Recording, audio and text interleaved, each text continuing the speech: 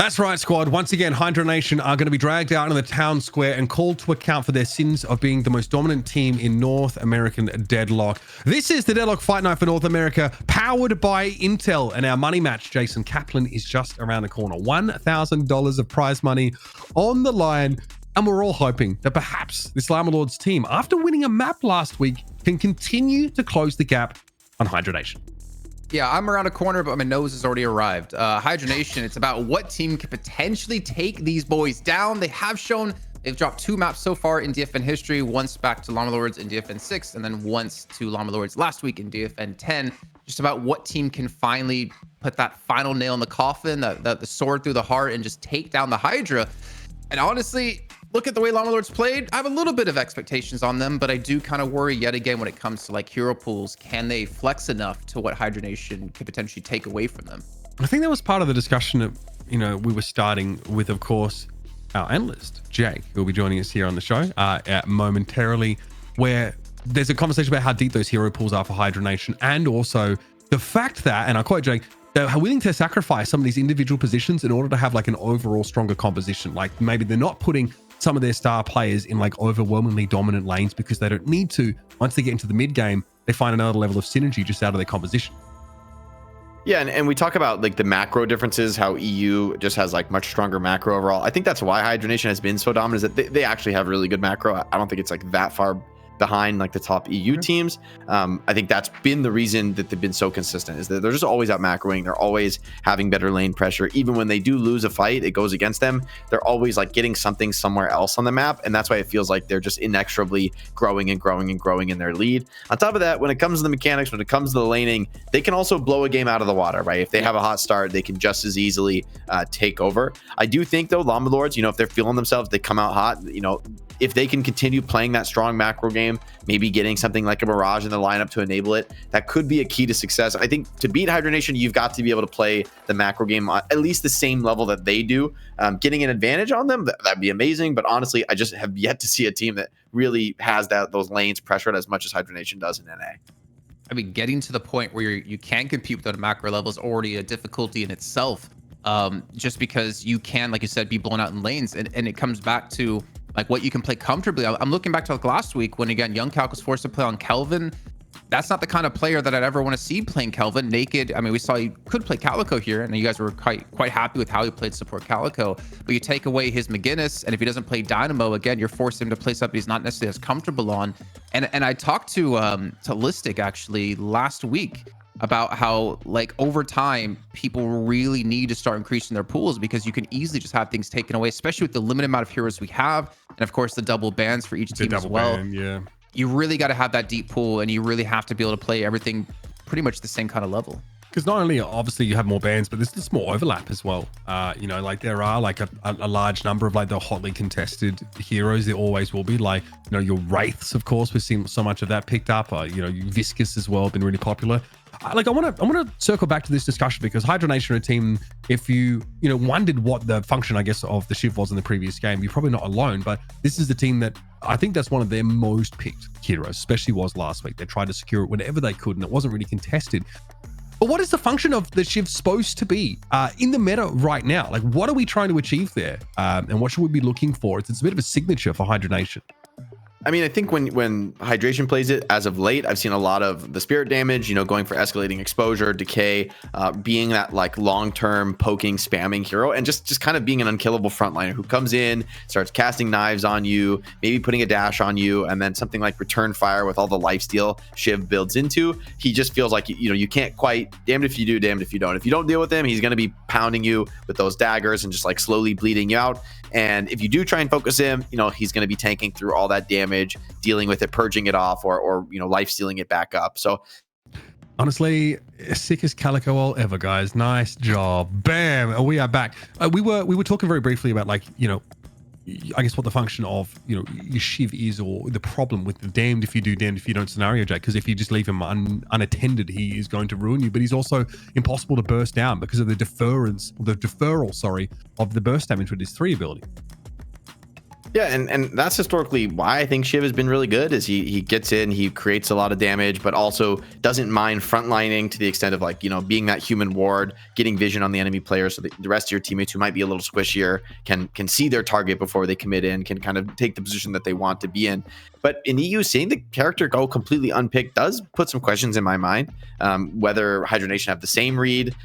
I mean, we have seen pretty big divergences from NA and EU historically in terms of their hero preferences. So I wouldn't be shocked to see Shiv continue to be picked high prio in NA. It's just striking to see such a huge difference for a hero that has dominated both regions for weeks now. To see EU pick it or completely unpick it, I mean, to me, it says like maybe there is something more, something that we're not seeing. Something like a Calico could just be like a really hard matchup for Shiv with the ability to dodge, you know, like at least a lot of this damage and skills and get in, get out. Maybe like Naked's view of playing that support Calico really interesting. If this talk about a human ward, I mean, you don't really need necessarily your carry to take that role. If the Calico is going to be the one scouting out, maybe that opens you up to play more of these longer range backliners like Vindicta, Wraith, even a Paradox here and there.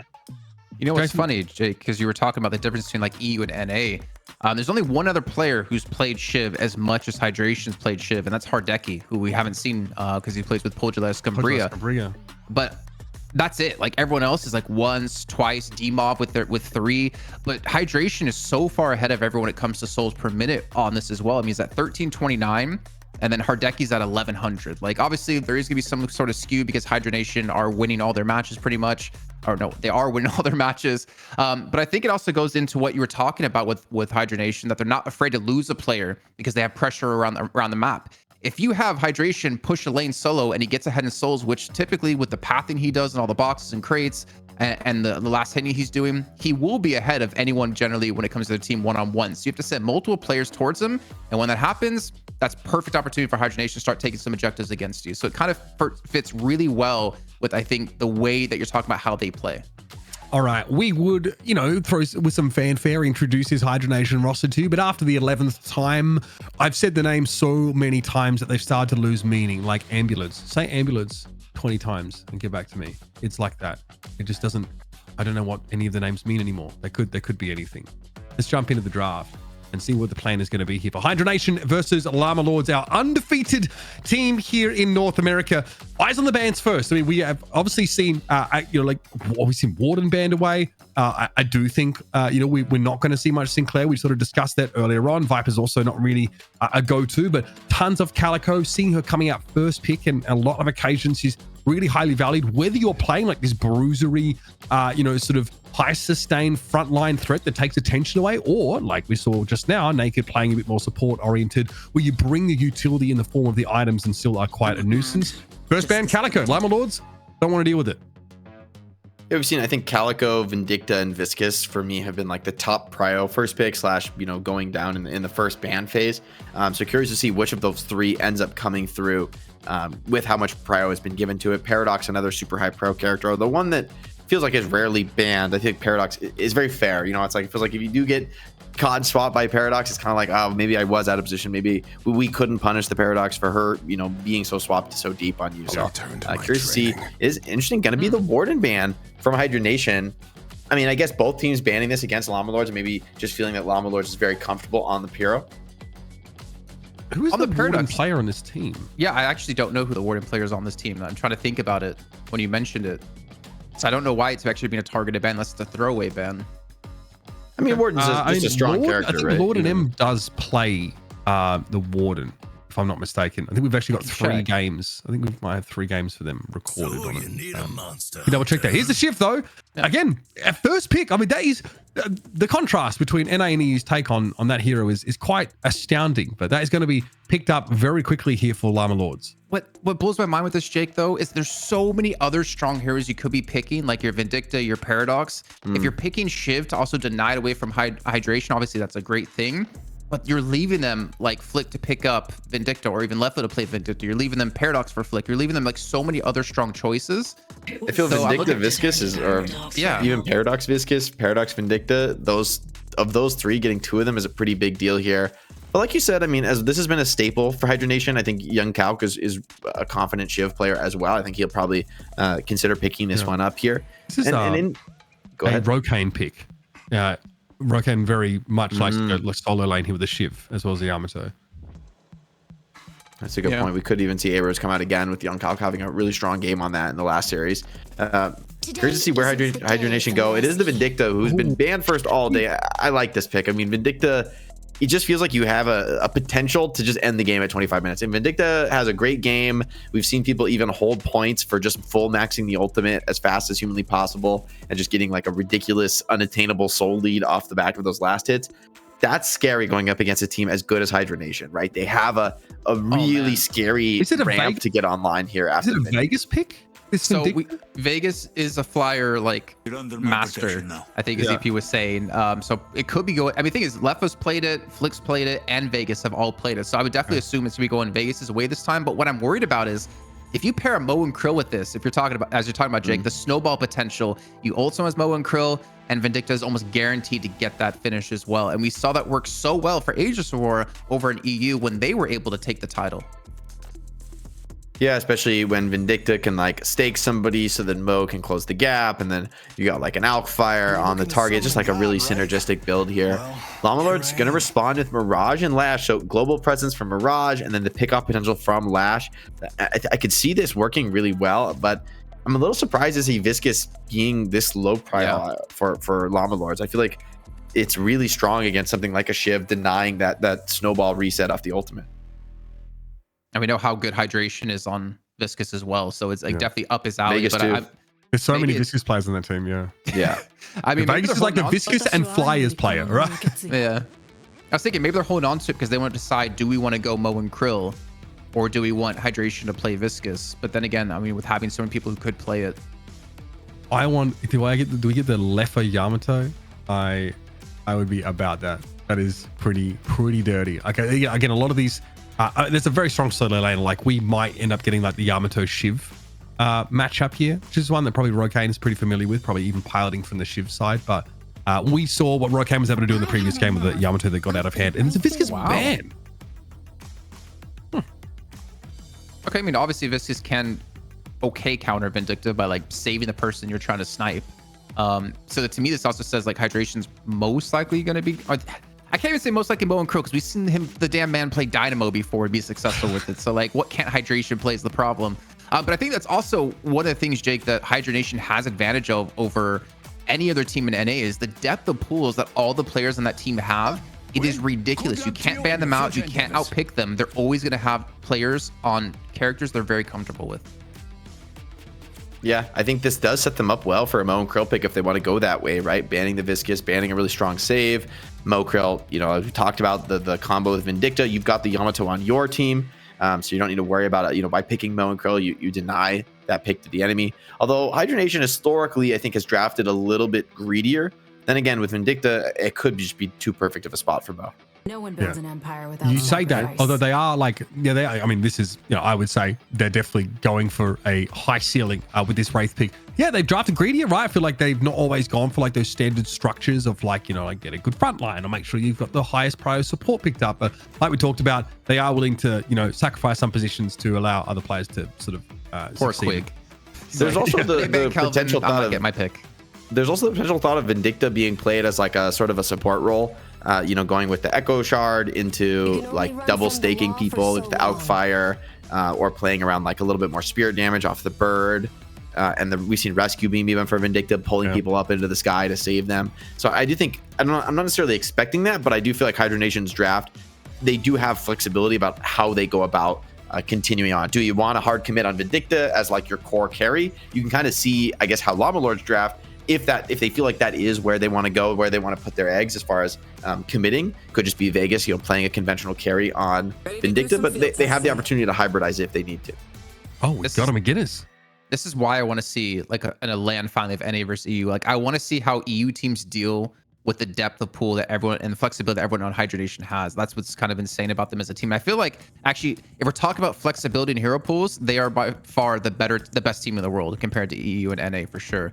But as you talked about, Mitch, seeing McGinnis naked, I mean, we know how damn good he can be with steals. It's about how effective he can be. I mean, the walls are great, but the problem is you still have Vindicta who can get above them. And I got your back. And there's the Lone Krill. Yeah, so you have the combination now, obviously, to lock down, which makes you feel like that maybe Vindicta is headed for more of a carry role in this game, but I think the item knockdown is going to be pretty important for both sides in this matchup. We saw what it can do to Lash. Llama Lords absolutely abused Deathy in their previous game, and naturally bringing Vindicta down to earth is it's a core component of the strategy to taking down that flying sniper. Wonder if there's ever like an Ivy here to potentially give you a little bit more of a contest on these rejuves, maybe a little bit more earn presence. Oh, what? Viper. What? Wow. Okay, so they value the Viper. So is that support? No. Is it support Viper? Or is it support Vindicta now? I mean, I'm also not... I think in this era of Deadlock, I'm like not fully convinced you need a like quote unquote support. Like I think you can just have somebody who just builds a few more util items. Maybe that is Vindicta this game, but Vindicta can still put down some pretty good damage while building util, right? Like maybe she won't be top souls farming the map as hard, but I think she can still be a big contributor, even if they're going for some setup items. Yeah, there was some also big advantages because like Lethal Venom used to like cleanse the Petrify. For some reason, it's like a weird interaction where it like would actually turn that off. Now that's not the case anymore. Now you can't break the Petrify from the Viper ultimate. So I think like just quality of life in general for Viper now operating a bit more as intended with some increased bullet growth in like the recent patch, like a couple of days ago. Yeah, it's about time we start to see this play out. I have no idea what to expect. I've never seen a Viper in a competitive match. We were wondering about who's playing what, and I feel like since we have Jake here, we should talk about this because I did get notified by production of who's playing Viper. Do you want to take guesses? Unless you guys already looked. I looked. I'm a cheater. You looked? Okay, no Mitch, guess. do you have any prediction? It's gotta be Leffa or Hydration. Okay. So Hydration is going to be playing Viper. I am real curious to see how he's going to play Viper here and how he's actually going to build Viper. So then that means, is Quig going to be on Mo and Krill?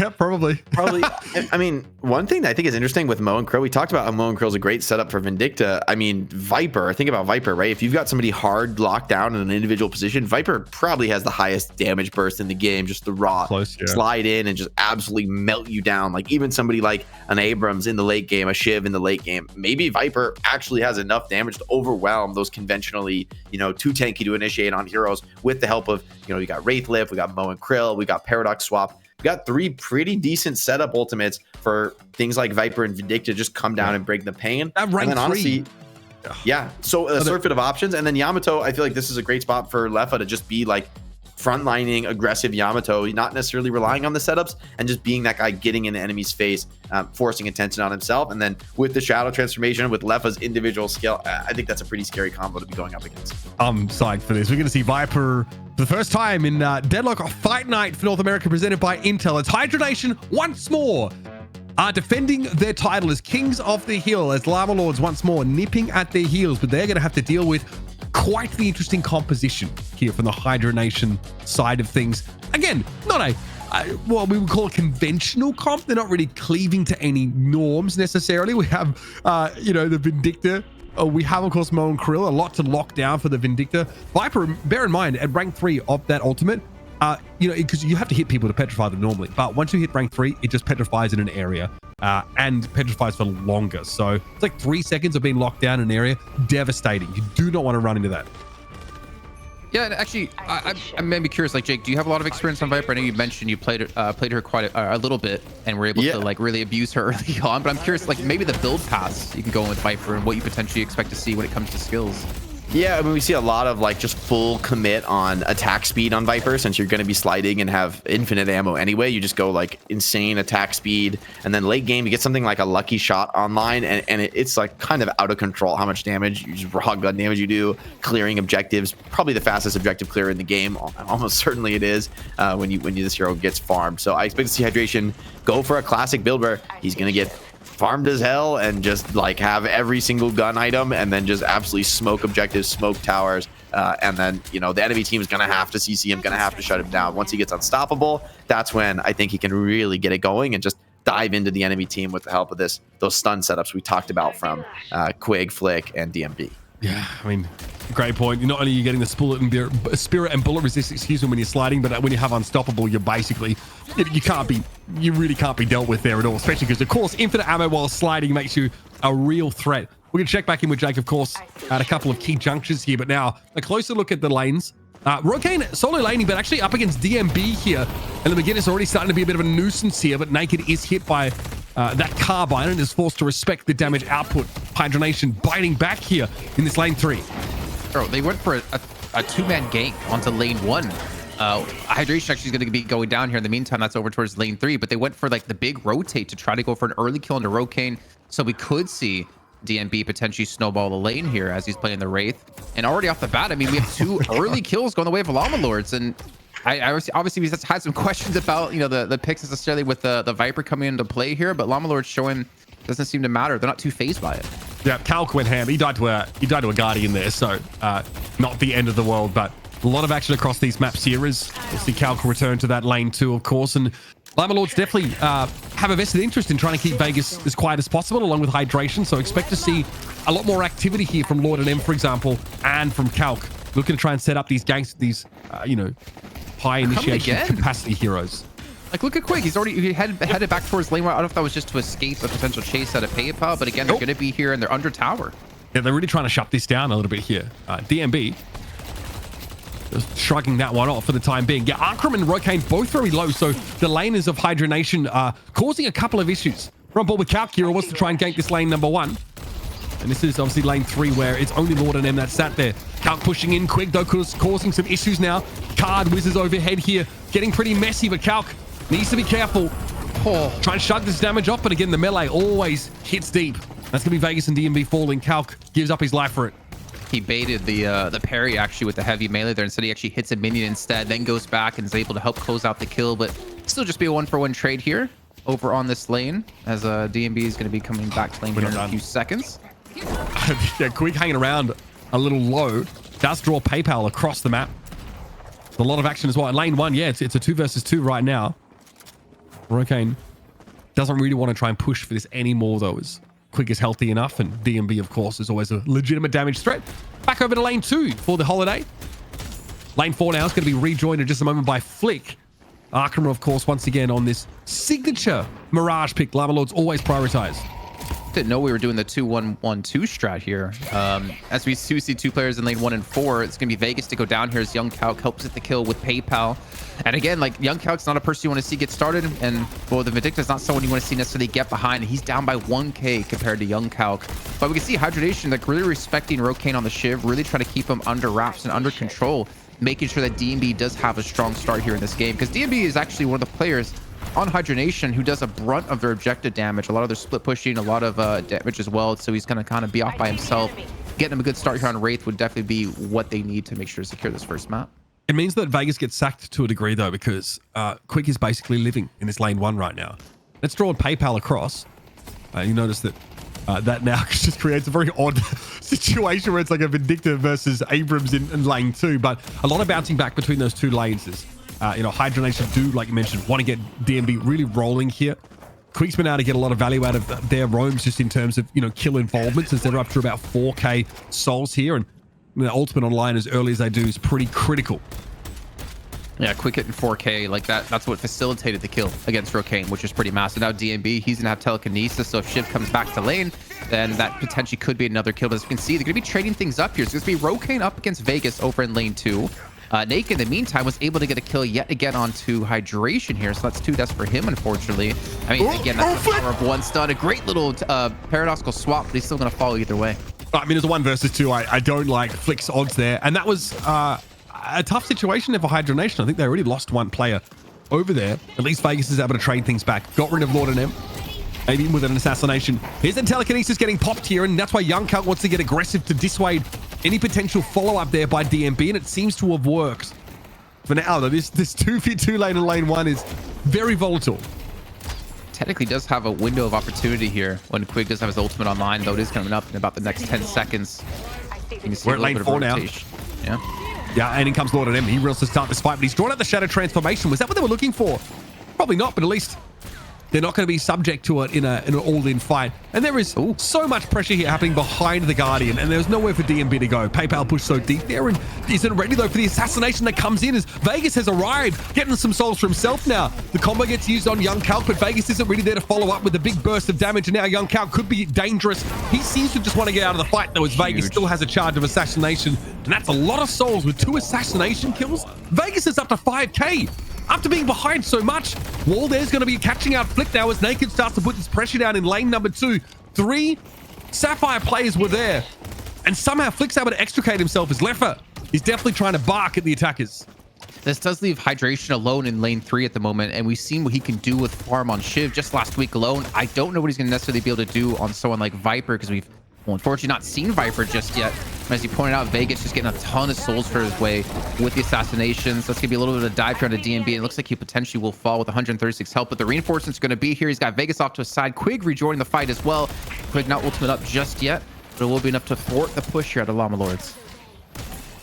Yeah, it's enough to stave them off here. I think DMB was hoping for another overcommitment from Llama Lords, as we saw them dive behind the tower in the past. It's not going to be the case, though. Quig hoping to punish this to some degree. Vegas returning back to that lane too, definitely starting to get some, important items under their belt now. We're back on board with Hydration, who's been getting dove quite a lot here and has the support, of course, of Flick in this lane. Now can they make something happen with it? Lord and M's in deep trouble. Paradoxical Swak is going to leave them out in the open, and Flick has the damage. Now use the Petrify also to time a melee attack right when it falls off too. Nice little use of min-maxing some damage here, as we did see Rokane rotate into that lane to do some damage. Quig in the meantime going to get the ultimate on Young Calc, and still got a lot of HP left remaining here. He's taking a brunt of damage, and somehow Young Calc will eventually fall. It almost took down Quig for his troubles.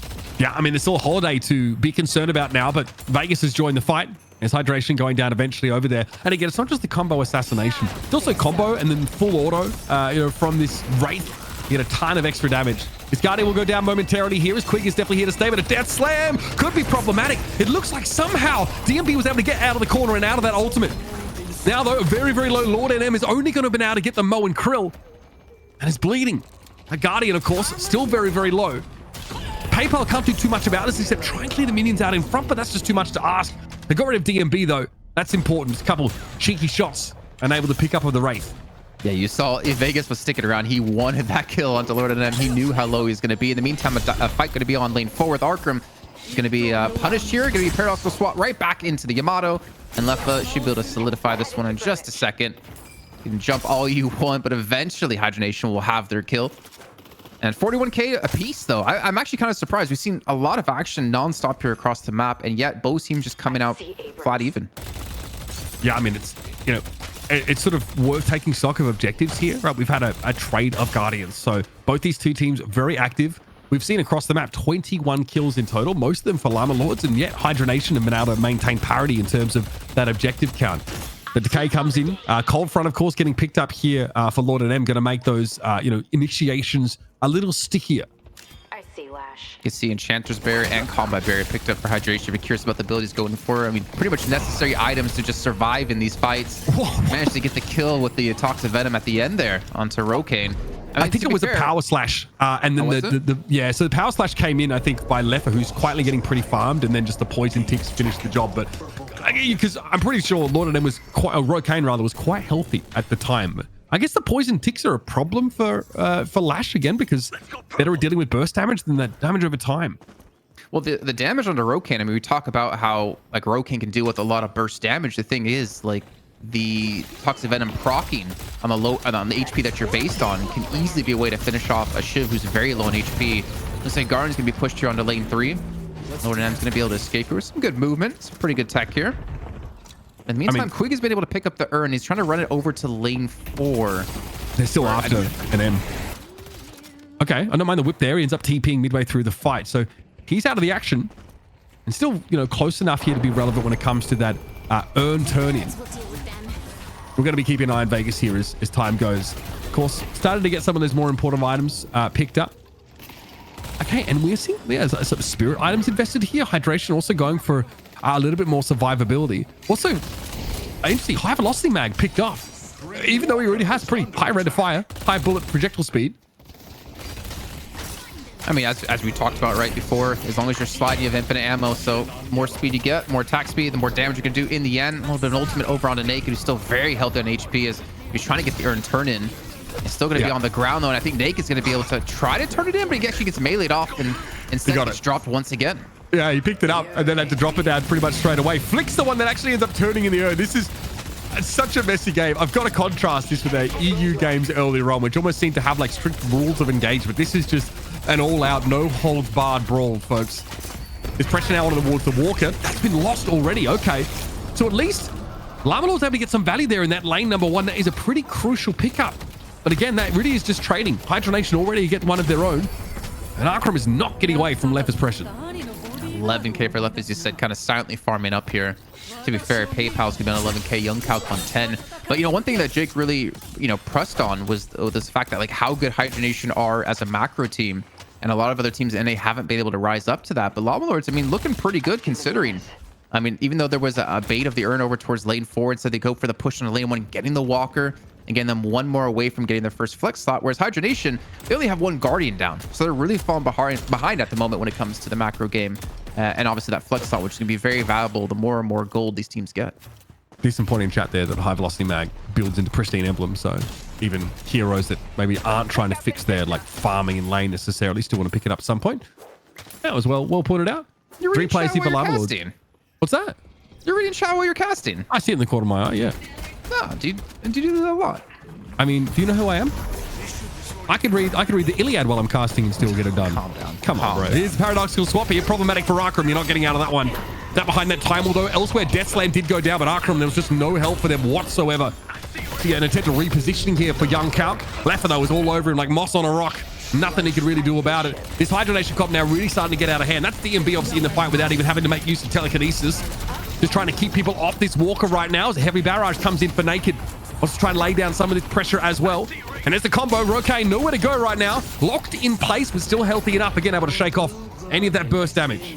The damage wasn't there because we saw Vegas was over in lane 3 and Hydration was still trying to get back to lane.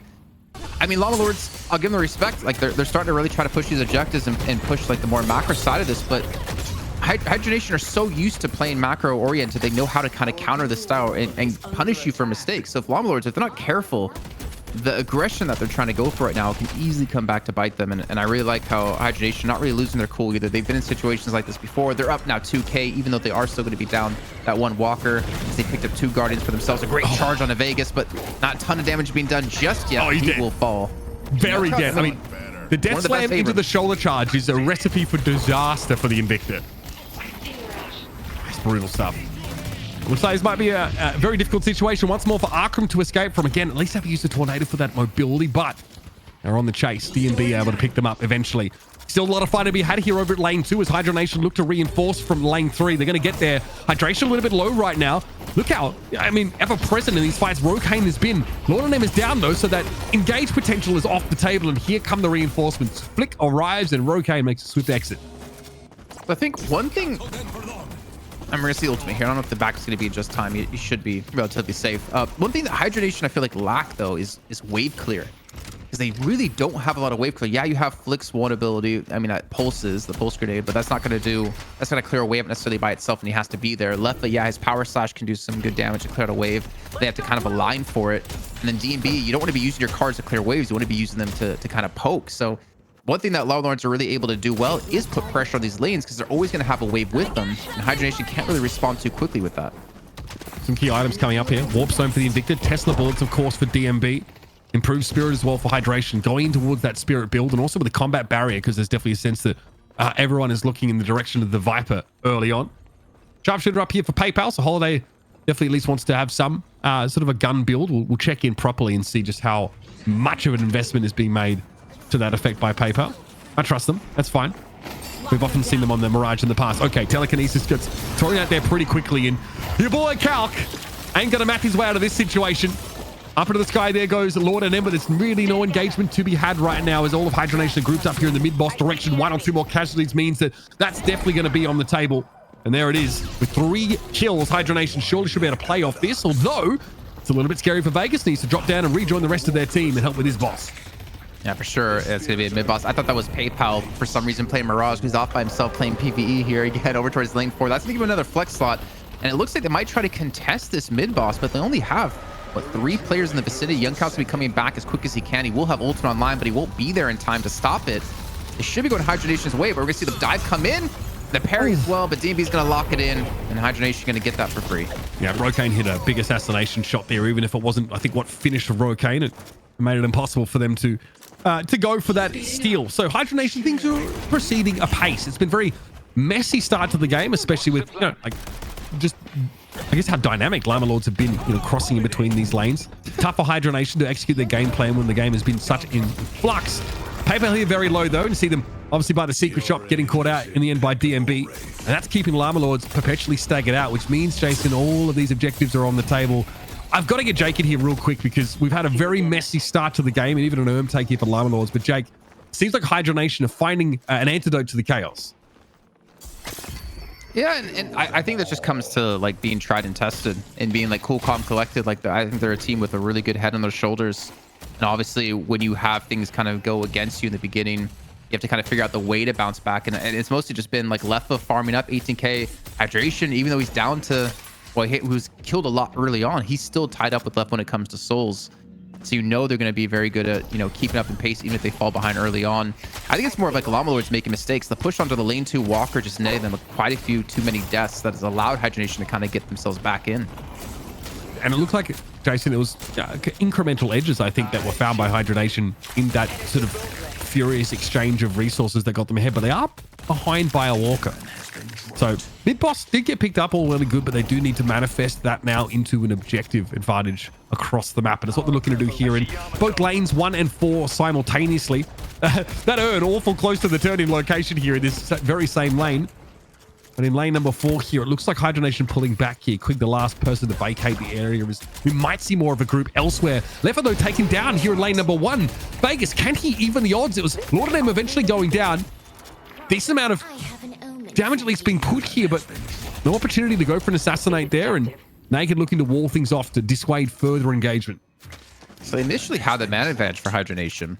Young Calc rotates in from lane 2 to help, and they eventually trade 1 for 1 here, but they're also pushing lane 4 at the same time, and they noticed there was too many people there. They rotate off lane 4 to lane 3, and that's where this fight's breaking out as a good swap comes in for Flick. But he's going to net them the kills. Now he's the one being pressured as he has to run away. It's tough out there for this holiday, honestly. Been pretty difficult.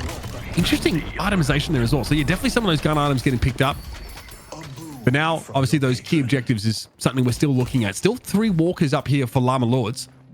Hydra Nation want to get full use out of this rejuve here, and they've got a lot of damage in fairness on the lane 3 walker, but still need to capitalize. And Leffa gets taken down again. Second time in a very short period of time. Rokane comes in there with that ultimate to clear up hydration, and Hydra Nation, known for being able to pressure these objectives well and trade up in these scenarios, are struggling a little bit. Quig should be able to have the pick off here. Spirit Lasso just going to delay the inevitable, and a bit of a parting gift there for PayPal is ignored by Quig. But Flick falls elsewhere, and Hydra Nation find themselves again losing out in that exchange. Still haven't picked up that walker they've been looking for. It's about these objectives, though, for Llama Lords. I mean, even though they get these kills, they're still going to be down almost 10k in souls. They need to start capitalizing off of this, but the problem is there's no walker in lane 4, so Rokane over here is not really going to offer too much. Lane 1's not going to have a walker either, so it's mostly about these mid lane walkers where you can see Hydration are already reinforced, not too worried about their base. They're worried about losing these walkers and worried about losing control. And obviously with the Rejuvenator, their lanes are going to be shoving, so it's very difficult to even make a push happen for Llama Lords, even if you get any of these kills. All right, see Bullet, Resist Shredder, and Burst Fire getting picked up by Arkram, who's been caught out early in a couple of these fights. There's a telekinesis, but Naked's wall kind of gets in the way. You can see desperately DMB wants to TP forward and capitalize on it. Naked's been a problem, a real nuisance, and even the combo committed to try to lock them down. Still, Naked was able to shrug that off, and Quig's the one that falls. These fights are haphazard for Hydra Nation. What a charge from your boy Calc. RKO from the top rope, and Llama Lords take a 2-0 engagement.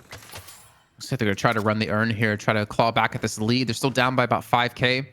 Hydration really hasn't been in these fights, and even with Leffa going down, Hydration's just continue to farm up as much as he possibly can. I think is he trying to rotate in towards stopping the urn, or is he trying to look for farm in lane 3? Both. Leffa's going to be over in lane 4. Yeah, always farm. He's picked up Shadow Weave as well, which is less commonly seen. So Hydration does not want that early attention. He is quietly getting pretty farmed. 23k souls. Still haven't really seen a fight where he's been able to have that impact, but here he is under the effect of that stealth. And he pops out of it instantly now, trying to get a quick burst out on young Calc. That poison is going to take hold, and Leffa might have been extraneous to that entire exchange, but they do get the urn carrier. And Hydration's scooped that up now, though. Hydra Nation still have to fight a little bit more to land this particular plane. Hydration's going to go for it straight away, but there's a mess happening elsewhere. I hear the Death Slam going off there. Hydration's able to turn the Soul Urn in despite this, though, and now's a fight to be had. Vegas does fall, but Leffa does get the Shadow Transformation, and Brocane gets run over. Oh, that's tough for the Viper. Hydration hoped to make a play there, but PayPal is able to deal with them.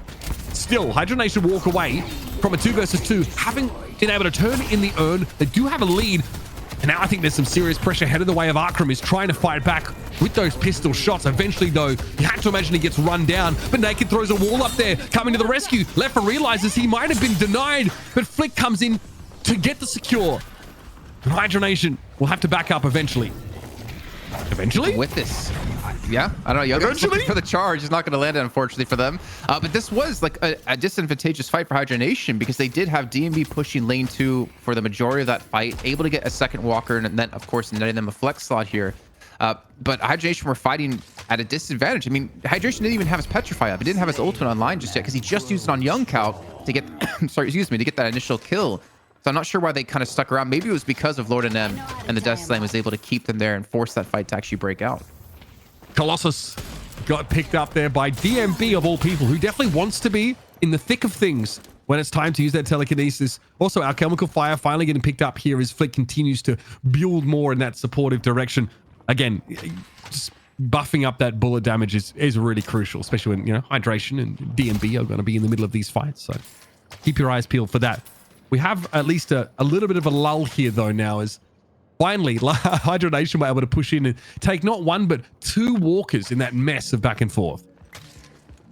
And I think that's why you're seeing them kind of keep the lead here, not to mention the urn turn-in, I believe, because of Hydration stealing it away. But it's coming down to the objective game. That's where they fell behind early on. We had Llama Lords take the first walker of the game in lane 1, and Hydra Nation only had 1 Guardian to their name. So it's a good little turnaround here. A lot of extra souls being farmed up for them, as we can see. Mid-boss. Both teams poisonous. Now it's starting to look a little bit more like EU, Mitch, where we saw a lot of stalemates happen over towards mid, realizing, or both teams realizing that one mistake here could cost you the game. And well, last week, Llama Lords, they took the first map of the series, but they lost the following 2, and obviously looking to get that first map under their belt here if they potentially can. A great little swap comes through, but Hydration just dismantles PayPal. Oh, that is sickening.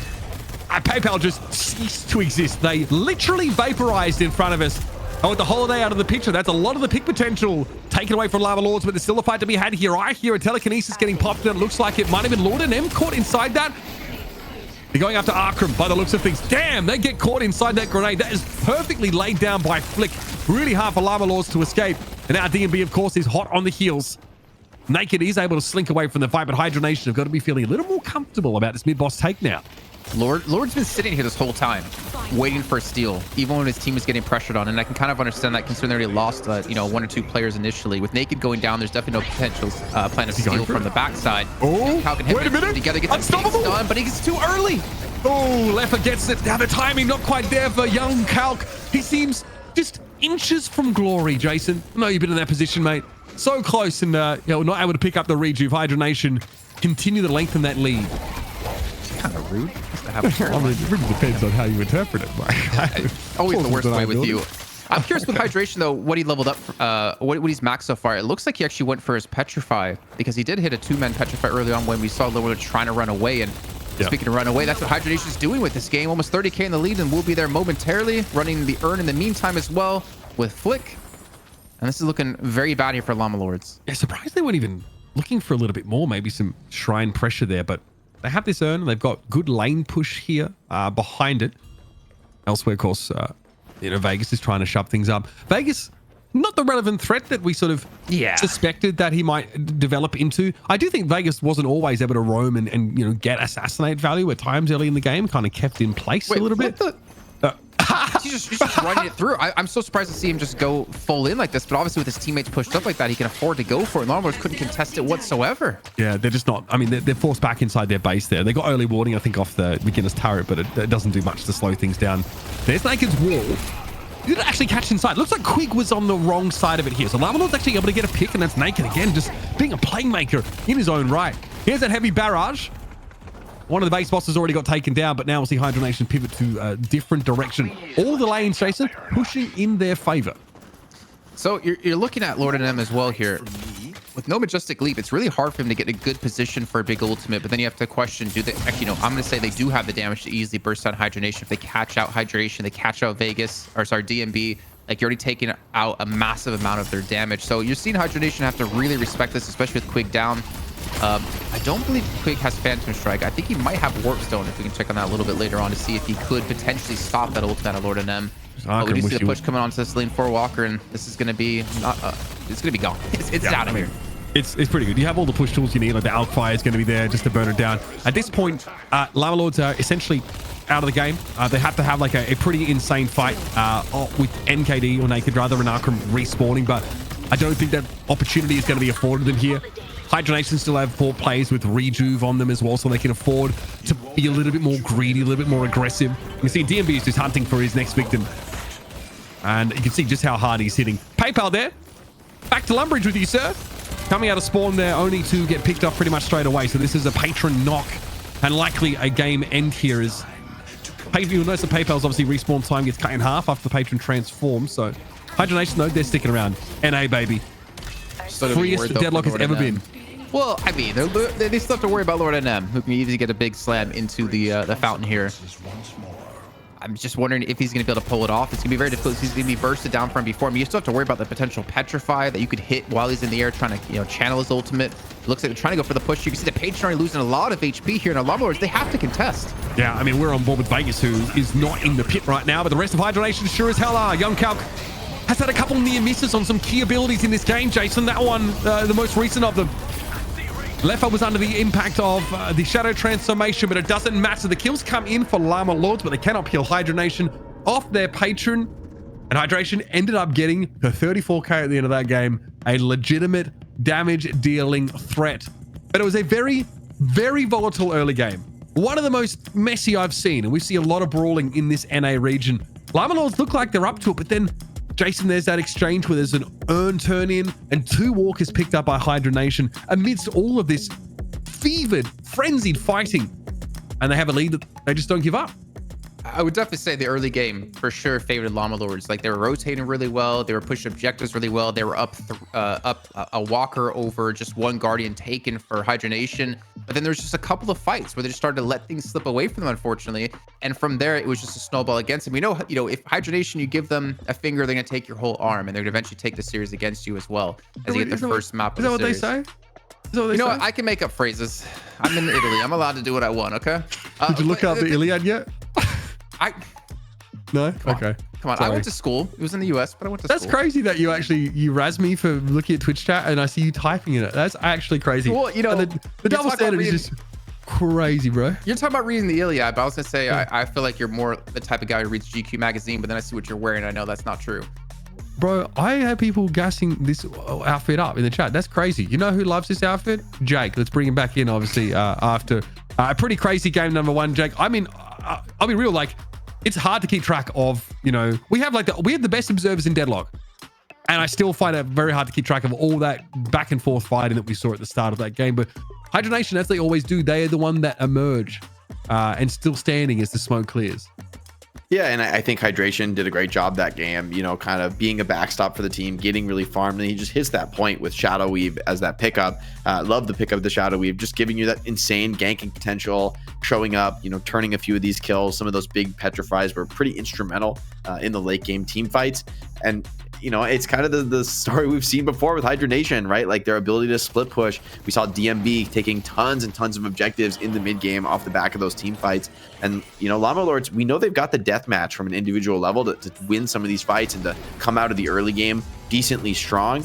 However, the problem is you've got to do more than that to beat Hydra Nation. You've got to get through and, survive into the late game, which is where they've really looked at their strongest. I feel like the Mudmen of Deadlock, they just drag you into the quagmire or the quagmire, as it were, and they make you play their game, and while you're trying to trade blows with them, they are sneaking into your back door and taking the cookies from your pantry. They are taking all these objectives whilst with the other hand keeping you busy with magic tricks, Jason. It really seems like it's a hard style to handle for so many of our NA teams, and it's kind of why Hydra Nation have been king of the hill. Well, it's also the fact that, like, if they're the team to coin how macro's being played in North America, if you're a team trying to really work on that, if you make a mistake, they're easily going to know how to punish you. And the thing is, like, Hydration was punished so heavily early on in the game. Like, he was easily the most killed player in this match. But he still knows how to bounce back from this. He still knows how to like play around his team with the macro, and his team knew how to play around him as well for him to be this threat where he eventually got the Shadow Weave and was able to help burst people out extremely quickly. Obviously, like we've seen teams even in EU, like Buff Enjoyers, back in the early days of Deadlock, they were very weak early game. Like Polgelize Scumbria were able to easily outbeat them when it came to kills within the first 10 minutes. But then when it came to the macro play, where it was the most important part of the game, they knew how to bounce back and they knew how to close out games. And that's what you're seeing out of Hydra Nation. You need to be able to not only beat them in lane, but you need to know how to be able to play macro against them. And your boy Hydration comes out with 9 kills ultimately. We talked about it. DMV, of course, with the ability just to increase his fire rate exponentially for a short window of time, has pretty nutty objective damage. Didn't feel like they weren't roaming so much as people were just coming to their lane to try and start fights, to the extent of people like Young Calc pushing past the Guardian, trying to keep this Wraith down, but DMB refused to be silenced. And one thing we talked about before the show began, Jake, was that like DMB is their highest objective damage dealing player on the team. And then Hydration, I think, is generally going to be like one of the players with the most souls per minute. Then Left is going to be one of the players with the most like kill participation per minute, because they all have kind of like very good roles that they're kind of like set to of what they're doing within the match. And I think that's also a thing we have to look at when it comes to Hydration and being so strong. Yeah, like they each have their own, sort of perspective on how to carry the game. They're all carry roles, right? Getting farmed, getting damage, getting objectives pressured, but they play to their specializations. And I think somebody like Lefa is just a great call out for getting into those team fights, because on an individual mechanical level, I think this guy is the best to do it right now.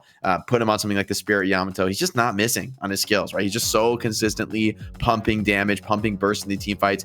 Get that Mystic Reverb online on Yamato. And something like a Spirit Yamato, especially late game, if you get into something like a Refresher, it's just such an overwhelming amount of damage. The only thing you can do is try to dodge and try to escape Yamato. Killing her through the Shadow Transformation often is not an option. So somebody like Lefa, just, it's kind of a perfect combo for him. His aim is going to be so on point. His individual laning is going to put him in such a strong position to succeed in the game. I mean, the Yamato is just the king of like absolutely inting into the team fight, and actually that exactly what your team wants you to be doing in the moment. Just dive, like you have Torment Pulse just doing damage. You have all these resistances from Shadow Trans, and they try and run away. You just hit them with the Flying Strike, slow them, just jump on them. It's just so hard. She's so sticky, and she's not even really easy just to burst down. That's the problem. And she gets like, it's just unreal damage resistances in that Shadow. It's sick. It is obviously great to be a Fed Yamato. We've seen that a couple times already over the course of our games today, and yeah, it's highly impactful. We're gonna have some time here for a quick break. Jason's gonna read up, maybe even the Odyssey as well. I mean, you add it to your repertoire. It's worth it. You know what I mean? Get yourself well read. Read a book. You know what I'm saying? We got merch that says that. That's how you know it's real. Credit. That was good. All right, see you guys after the break with more of our Deadlock Fight Night for North America, number 11, presented by Intel. Welcome back, folks, to the 11th Deadlock Fight Night presented by Intel. We are in the NA portion of the show, and it is always a bar brawl, folks. There is never a moment to breathe outside of those breaks. So I hope you made good use of it, because we're jumping into our second map of this best of 3 money match in just a moment. $1,000 is on the line between Hydra Nation and Llama Lords, and Hydra Nation are basically turned this into a form of passive income, Jake. They are just, they've broken out of the Matrix, brother. They have just gamed the system, and they are laughing all the way to the bank. But Llama Lords at least put some pressure on them early, like they have done. But last week they got a whole map off them. Can they repeat that feat, if not more, today? I am curious to see if Hydra Nation are going to keep with the Viper. I feel the Viper, it was pretty polarizing, right? Like it had some big moments when it came online in the ultra late game. It did look super scary, right? It did feel like the classic hydration hero that, comes out of the jungle after enough time and just like controls the lobby, dominates the game, while the rest of the team has sort of stabilized up to there. but it was a little bit rockier than we've seen from other heroes, such as, the Shiv from Hydration. So curious to see if they go the same direction in the draft, or maybe they mix it up with something a little bit more conventional. Do you think Hydra Nation has just gotten bored and they started to handicap themselves? They're like, let's just throw you on Viper for the hell of it. Let's just make it easier for other teams. And yet they still come out with wins. Maybe we need to start actually handicapping them somehow, limiting like who they can pick and actually give them some comps to play. Well, they got buffed, right? What's that? Viper? Viper got buffed, yeah, like broadly. Slightly buffed. Yeah. But I feel like it's not really a big enough change to like make her like a meta hero at the moment. I will say, like, for Hydration though, it's such a good fit in terms of his style of like him being so efficient on the map, him being like the #1 farm prio character who cleans jungle really fast. I think that's kind of exactly what Viper does, right? Build Tesla bullets, clear jungle, ultra fast, come out late game, and just be a menace. It fits the playstyle really well for Hydration. So I think like other teams, probably it would be really weird. They'd be forcing it, but I can see the merits of the character just for Hydration's playstyle. But I do agree. I'm not convinced fully about the Viper in general. I think it is a little greedy in terms of like the lack of presence in the early game and the risk of a team like Llama Lords sort of getting momentum on you as they did in the last game and maybe being able to convert that into more. However, I think it's kind of up to Hydration. I think the team has got to have a lot of confidence in him at this point, and with all the consistent performances he's been delivering, I think if Hydration wants Viper, he's going to get Viper again. Big shout out to Say JJ with 5 gifted subs. Turns out turning against Jason in the chat makes you also a more magnanimous and gifting individual. So you should all give that a try and see if it works for you. I strongly recommend it.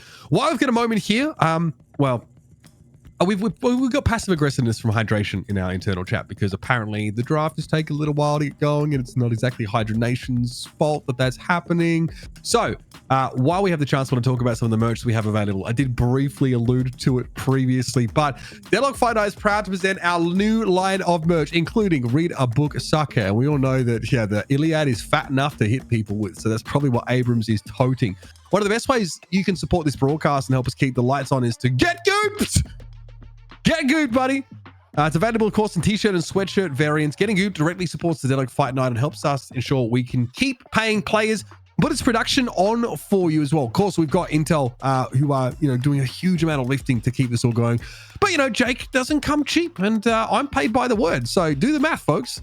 We think the merch is great. Hopefully you guys do too. So go ahead, buy a shirt, and you won't be able to explain it to people again. That's fine, because I'll know, you'll know. When you walk around the streets and people don't give you a second look because they don't understand the reference, you'll still know that you are supporting the show. And if I see you on the street, I will probably stop you. I'll probably flag you down if I see you wearing this shirt and ask you just how many books Jason do you think has read in his entire life? And we can have a great conversation. Maybe I'll take you for Chipotle or something. I don't know. Maybe that's a great way to hit it off. I would say hating on Jason will be common ground. So if you do want to develop like a personal relationship with me, that's a great starting point. Deadlockfightnight.com. You can head over there and you can order it today. I'm checking in on the draft. I was just going to say, I would love one of those hats because, just imagine it would be like one gym hat for me. You go to the gym with your bros, watching Mitch push 20 pounds on the bench press and like 200 pounds on squats. That's crazy. And you just, see each other across the room. You're like, what's up? You watch DFN. I'm sorry I've got gat, brother. What do you want me to do about it, bro? This is how I was made. All right. Actually, you know what? A dump truck daddy. I showed this to Jake earlier on. I told him I had a picture of you that I wanted to show on air that I could put right behind me. I don't know if you want me to show it right now, though. That does prove what you're saying correct. I don't know why. I don't want to see this at all. You don't want to see it? Oh, Lord. It's not the one that have had too many spiked lemonades, is it? This is very free Deadlock, guys. This is extremely free Deadlock. The bands are coming through here. We are so free. Let's jump into the draft here. Let's quickly move on. I haven't kept any material on you, Jason, because you provide it for us in real time. Do you know what I mean? You told me to record you doing squats, and I did what you told me, okay? We don't need to see that. Okay. Here we go. First ban is going to be the Warden. That's going to be taken away. Hydra Nation have been leveraging this ban against Llama Lords, not only in this series, but also last week. Warden consistently strong, the ability to lifesteal through some of these team fights, and then the catch potential that comes from the follow-up. I mean, I think especially with how much Llama Lords love to play, the Lash, the Abrams, there's a lot of setups for the follow-up stun from Warden. And I think for Llama Lords, probably their best chance is just hard snowballing a game, getting out of control early, and then just continuing to expand that lead. This time the Vindicta ban comes out. Wonder if Hydra Nation are going to take the Calico since it's unbanned. Yeah, do you feel like the Vindicta was ban worthy after what we saw from Vegas in that first game? Some good roaming, right? And Jason, and some assassination pickups there, but didn't seem like she was the real, you know, working threat, I feel like, on the battlefield. No, for sure. But at the same time, it's like, do you ban Wraith then to stop D&B? Do you ban Yamato to stop Lefa? Do you ban Viper to stop hydration? I feel like she provides a lot of control, and I feel like it provided a lot of control early on. Obviously, we saw, I think it was like 2 or 3 assassinations come through. But ban-worthy, not quite convinced necessarily. I feel like there's still a couple of other heroes you could look to focus on to punish Hydra Nation. We get the shift locked in by Rokane here pretty much straight away. It's hard to talk about like where our expectations should be with laning, because we actually had our solo lanes in the middle of the map for most of the game. But Jake, your call of the Calico pick now that she's open is paid off. That's going to get snapped up straight away. So you need a Yeah, we've seen Calico be super dominant. I think whether it's played in the solo or the duo lane, we've seen Naked play it even on support at this point. The hero just feels like it has so many styles, so many powerful ways to be played. I think it's just hard to bet against Calico. It feels like a great opening pick since it doesn't really commit you in any one direction in the draft. It's just a great opener, a great place to start. And you know, playing to Hydra Nation's flexibility, it's something that they could probably have quite a few players deploy here in the series. Where do you prefer to see her? Because I actually enjoy seeing her more of a dual lane because of the roam potential with Ava. Turn to Paradox for help. Yeah, I don't mind the role. I do think she's just a very powerful solo laner when it comes to like the individual trading potential with the dash and, you know, the sticky bombs. Yeah. You're not wrong that I think like the mid game roaming is pretty sick too. You can always just cycle out of the side lane though, like after, you know, 3k souls and you want to start roaming, then just put somebody else into the side lane. I think it kind of depends on Llama Lords draft what you go for, but a Paradox Shiv is a great opener for Llama Lords. I mean, this is like a conventional first 2 when it comes to the second pick. Hydra Nation get the second new hero online. What if we'll see? Let's see all 4 new heroes. Draft Hydra Nation. That's the challenge for Hydra Nation. Can you win with all 4 new heroes? Vegas. I'm so here for a little bit of magician, but Holiday picked up. We've seen a couple of different builds. We saw a more gun-oriented build, like Sharpshooter picked up here. Some of those gun items are actually for PayPal, who we know wants to play those gun-oriented, heroes, whether it's Mirage or Holiday. But we'll see what Hydra Nation's take is going to be on that. Okay, here we go. Heavy hitting Lefa Yamato potentially out of the drafts again. Yeah, as you mentioned, like Holiday, I think PayPal is the only person we've seen since Holiday's been out in DFN that actually played her as like a gun, more gun oriented. Everyone else went Spirit for like the nuke of the barrel, but he went gun and he leveled up his jump pad first to have that utility when it came to fight. So it was actually really interesting to see like the difference in plays for Holiday. But the Yamato, I mean, I'm still not. Summon a god, right? I'm not. Off the top of my head, I don't remember necessarily. Oh, come on. God, bro, I'm absolutely. Okay, we're bringing out the image of Mitch. Give me a second here, boys. No, that's a Warden pick. That's a Warden pick, though. I think we can get the text wrong. It's a Warden pick. Because Warden does not Lash. That's Warden, bro. Oh, I might say that. No, they banned Warden. We got to redraft, guys. Load image. holy! I had nothing to do with this. Oh man, that's so funny. Okay, so Can I actually show this? What do you think? Is it against TOS? Probably not, right? It's just me and my dumpy. Hey, what's the problem? What am I doing? Doing some for the swaps? people. For the people. Yeah. I'll get the buns out right now if it didn't get me in trouble. But you know what I mean? If it's a video you're putting up, you get banned, not me. That's how it works, right? The Viper respect ban from Llama Lords. They're countering the 4 new heroes draft. Can't come out now. That's crazy. Okay. And Abrams curse taken away from Young Calc here. So look, I mean, definitely been one of the brighter spots for Llama Lords, especially over like the fairly frenetic laning phases. Young Calc just gets a ton of value there. And also, he's really nasty in those like very tight 1v1s when it comes to like baiting out parries or parry timings of his own. Like just really very good when it gets very hot and heavy in those lanes. I'm so confused. I keep looking down to see my face. I'm like, who's that? Like, who the hell is that? I have to read the name to like realize, oh, it's Lash. Bro, what do you mean? Lash, You look bro. like Lash, bro. What are you saying, bro? You I'm do. worried though. With Abrams being banned away, we've seen Young Calc play Kelvin, and if he's on Calvin again, I kind of want to say that they're tilted and it's going to be a done game in 2 for sure. I mean, the guy's not on one last week. He's not on one hero wonder, right? I mean, No, you know. but I mean, but the fact they pick Kelvin now instead of like McGinnis. I mean, yeah, you're taking away from Quig, but like if you want to play support, or you don't want Young Calc to play support, you want to pick McGinnis for naked. So yeah, I don't know. I'm a little bit worried by this. Okay.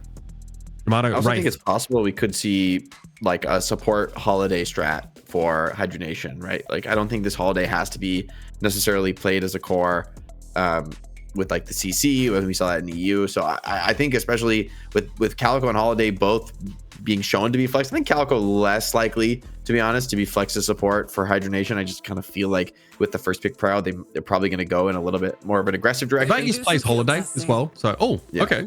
He's the McGinnis. That's one of your supports picked up. Yeah, we've seen one game of Holiday for Vegas so far. So denies it from naked. Great against Lash as well, right? Like gives you that protection, can kind of cancel the Lash ult, or like block line of sight, can catch someone like Shiv trying to front line, or even a Paradox.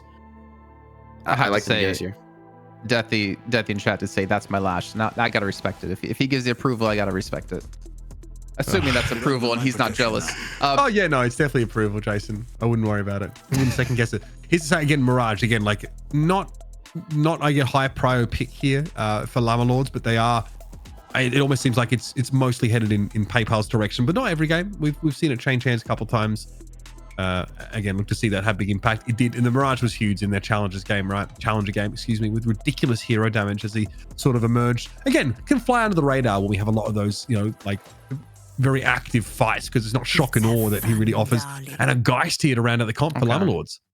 So it won't be full tilt then, in my eyes. This is more likely the Young Calc hero. Yeah. The Geist kind of tracks for me here. And overall, I think the draft has come together pretty decently for Llama Lords. Hydra Nation are the ones who are getting, I think, a little bit more creative when it comes to the Holiday and the Calico, but these two have been probably the most consistent of the new heroes in the pool that have looked really strong, have looked really effective. With Calico being able to get a lot of vision, Calico Yamato being able to like double front line, get a ton of vision, and Viscous this deep into the draft. Oh, this is such a powerful Viscous pick. This looks really potent to me, saving people from Paradox, Lash, and Shiv, all their initiations, and being able to potentially snowball the early game. A lot of eyes on Viscous right now for what they're able to get done in terms of getting this game aggressively off to a fast start for Hydra Nation. Yeah, there's a ridiculous amount of like cube applications here, like you mentioned, to bail people out of dodge. And once like Llama Lords maybe lose that impetus at the start of their fire, that's a shame. That's real sad. It's still me. Look, kind of, yeah. I mean, Wait, you got a little glass jaw going on a little bit, but I definitely see the similarities. Even the burst potential from Viscous onto somebody like Geist, like just nuking her down. It does feel like Young Calc wants to be on like a Colossus carrier a lot of the time. Yes. Right? Geist obviously can pull up some pretty absurd scenarios, with that swap, but it can also be shut out of these fights.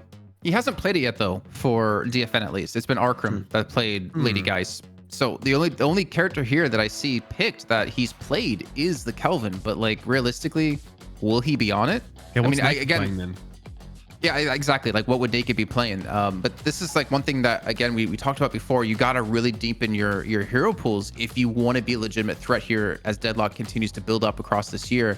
If you are, someone who doesn't have that flexibility, you put your team you're already the weak link in the team because you put them 1 foot in the grave already, because you can't have that flexibility where a team like Hydra Nation can. So I don't know. I'm curious to see what they're going to swap it to. I actually want to check who's the Paradox. Obviously, we're still on the draft screen here, folks, because NA players and their abiding love of pooping after they've said that they're ready and not in their seat. They've actually gone away to the toilet in order to carry that out. Thankfully, one would hope. Hygiene standards. Yeah, I would hope so. But that means we got a slight delay here that we're dealing with. Did you find out who the Paradox player is that you expected to be? Well, so PayPal's played it twice. Okay. But then who's the Mirage? If I'm not mistaken. Yeah, I know. This maybe is a little bit of flexibility, but I'm also kind of thinking it's not necessarily flexibility. It's more of Arkram plays the Mirage, actually. What am I saying? Yeah, it could go between both of those. So that's all right. I'm here for it. We are moments away from jumping into our second map of this best of 3 series. Hydra Nation are looking for a clean sweep over Llama Lords this time around. And we are moments from getting into the game. So it's going to be hydration on that Calico. That's fun. It will be Vegas, of course, on that last pick Viscous. And the Jake noted was very, very powerful against this Llama Lords comp to sort of thwart their attempts at isolating individuals. Yeah, we'll see how these early lanes get popping. Something like the Viscous always is, I think, eyes on for the early game, right? The ability to tempo out some of these early fights, put a lot of lane pressure down, and then just get active as soon as the ball is online. I really liked watching Vegas Viscous in the past. You know, his plays pretty aggressive, gets some good scaling on as well. So can expect him to be a big threat. And with Quig on the McGinnis, I mean, the stability, the lane pressure, DMB, you know, kind of doing what he does best. I feel like Wraith is my personal preferred hero for DMB when he comes to pressure lanes, you know, force objectives, do towers. You know, Wraith is basically the king of that right now in Deadlock. Rokane and Young Kalk actually on opposite heroes than what we expected to see them on. So it's something worth checking out. Solo lane here is going to be Geist versus Wraith on that lane number 1. And then it will be the Yamato versus Mirage at lane 4. And of course, we're on board here with Quig, who's able to sneak this pick away from Naked, force the Kelvin pick up. And of course, the Kelvin and McGinnis won't be in the same lane here. They're distributed across the map. Kind of don't hate, actually, seeing Young Calc on Shiv. Because I know we talked about before of, like, is he potentially going to be playing Shiv in the first match when they're against TF2 Boomers. I feel like it kind of does fit a little bit of his play style. He likes to be flashy. I feel like Shiv can be flashy. But I think the one downside is I feel like Young Calc likes to play with his team and likes to be a facilitator in, like, opening up kills. Whereas Shiv is more of, like, the cleanup crew. And you need to come in at, like, the right time and kind of delay your push through while trying to throw your knives at range. So I don't know. I want to see if he's actually able to play it pretty well. Because, again, like, hero pool is one thing that's always going to punish this team, especially when we get more and more heroes added to the game. I'm definitely here for the Vegas Viscous as well. That's obviously a pick that's been pretty synonymous with him. And already those puddle punches persistently punishing the positioning from Llama Lords in that lane. Vegas has been quite the nuisance. They're able to shove a couple lanes down in here. Young Kalk obviously seen better days health-wise. Definitely here Naked suffering from this poke, but nothing to write home about yet. We can, though, really see pressure brewing in both lanes 2 and 3 for Hydra Nation. They are shoving. Trying to get some really good pressure. And I mean, as you heard Jay talk about before, like, Naked will be eventually able to heal the poke that's being done by Vegas. So this is looking to get a little bit aggressive early on to really punish them, keep them back. As you're talking about lane 2 and 3 being shoved, I mean, we're also seeing lane 1 shove for Llama Lords as Rokane's really trying to gain some control up against DMB, but he's going to be behind in souls just a tad bit here, as we already have a rotation come through. Naked was trying to rotate in over to lane 4 to help out. Not able to get the gank. Yeah, and obviously what Jason's referring to is the second point invested in the Frost Grenade makes it a healing effect. But you don't obviously have access to that straight away. You need to invest that. But now Naked is at the point where that poke can be shrugged off, or at least ameliorated by the healing. But the pressure still coming in. Big barrel there, catching on towards Young Kalk. He's having to get out of there pretty darn quickly. And in the lane, 3 Hydra Nation players really laying it on thick. Just so much poke, like the barrels plus the goop coming out of the one out of Viscous. You also have a lot of survivability because of the launch pad. It actually helps you so much. As you see, thrown under the cube, gets immediately just yeeted away. So it's really hard to, you know, close the gap and get kills on these two players. Obviously, survivability is something they're going to be lacking a bit when it comes to, like, staying alive in lane with health. But Llama Lords at least will be able to keep it equal here in a few seconds.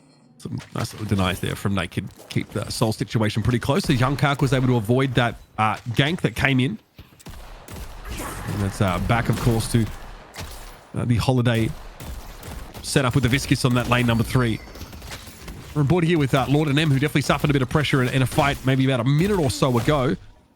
Getting with the Hydration Calico, and of course Quig is in this lane. Look at the drift across to try and punish Rokane here, who's definitely sat under their Guardian, but Hydration has Ava form, going to go in for a bit of a slash. Good damage. Whoa, the connection with the Gloom Bombs was really good. Now that they might have bitten off more than they could chew here, because there was a response from PayPal knowing, or sniffing out at least, the presence of this Calico. Yeah, I mean, a decent rotate. And I mean, Rokane, I believe he's going to level his life train first, which we're typically seeing out of Geist now. Considering we've had the change where you can store up charges of it, makes it really powerful in these solo situations, and of course in team fights when you're already just this tanky beast.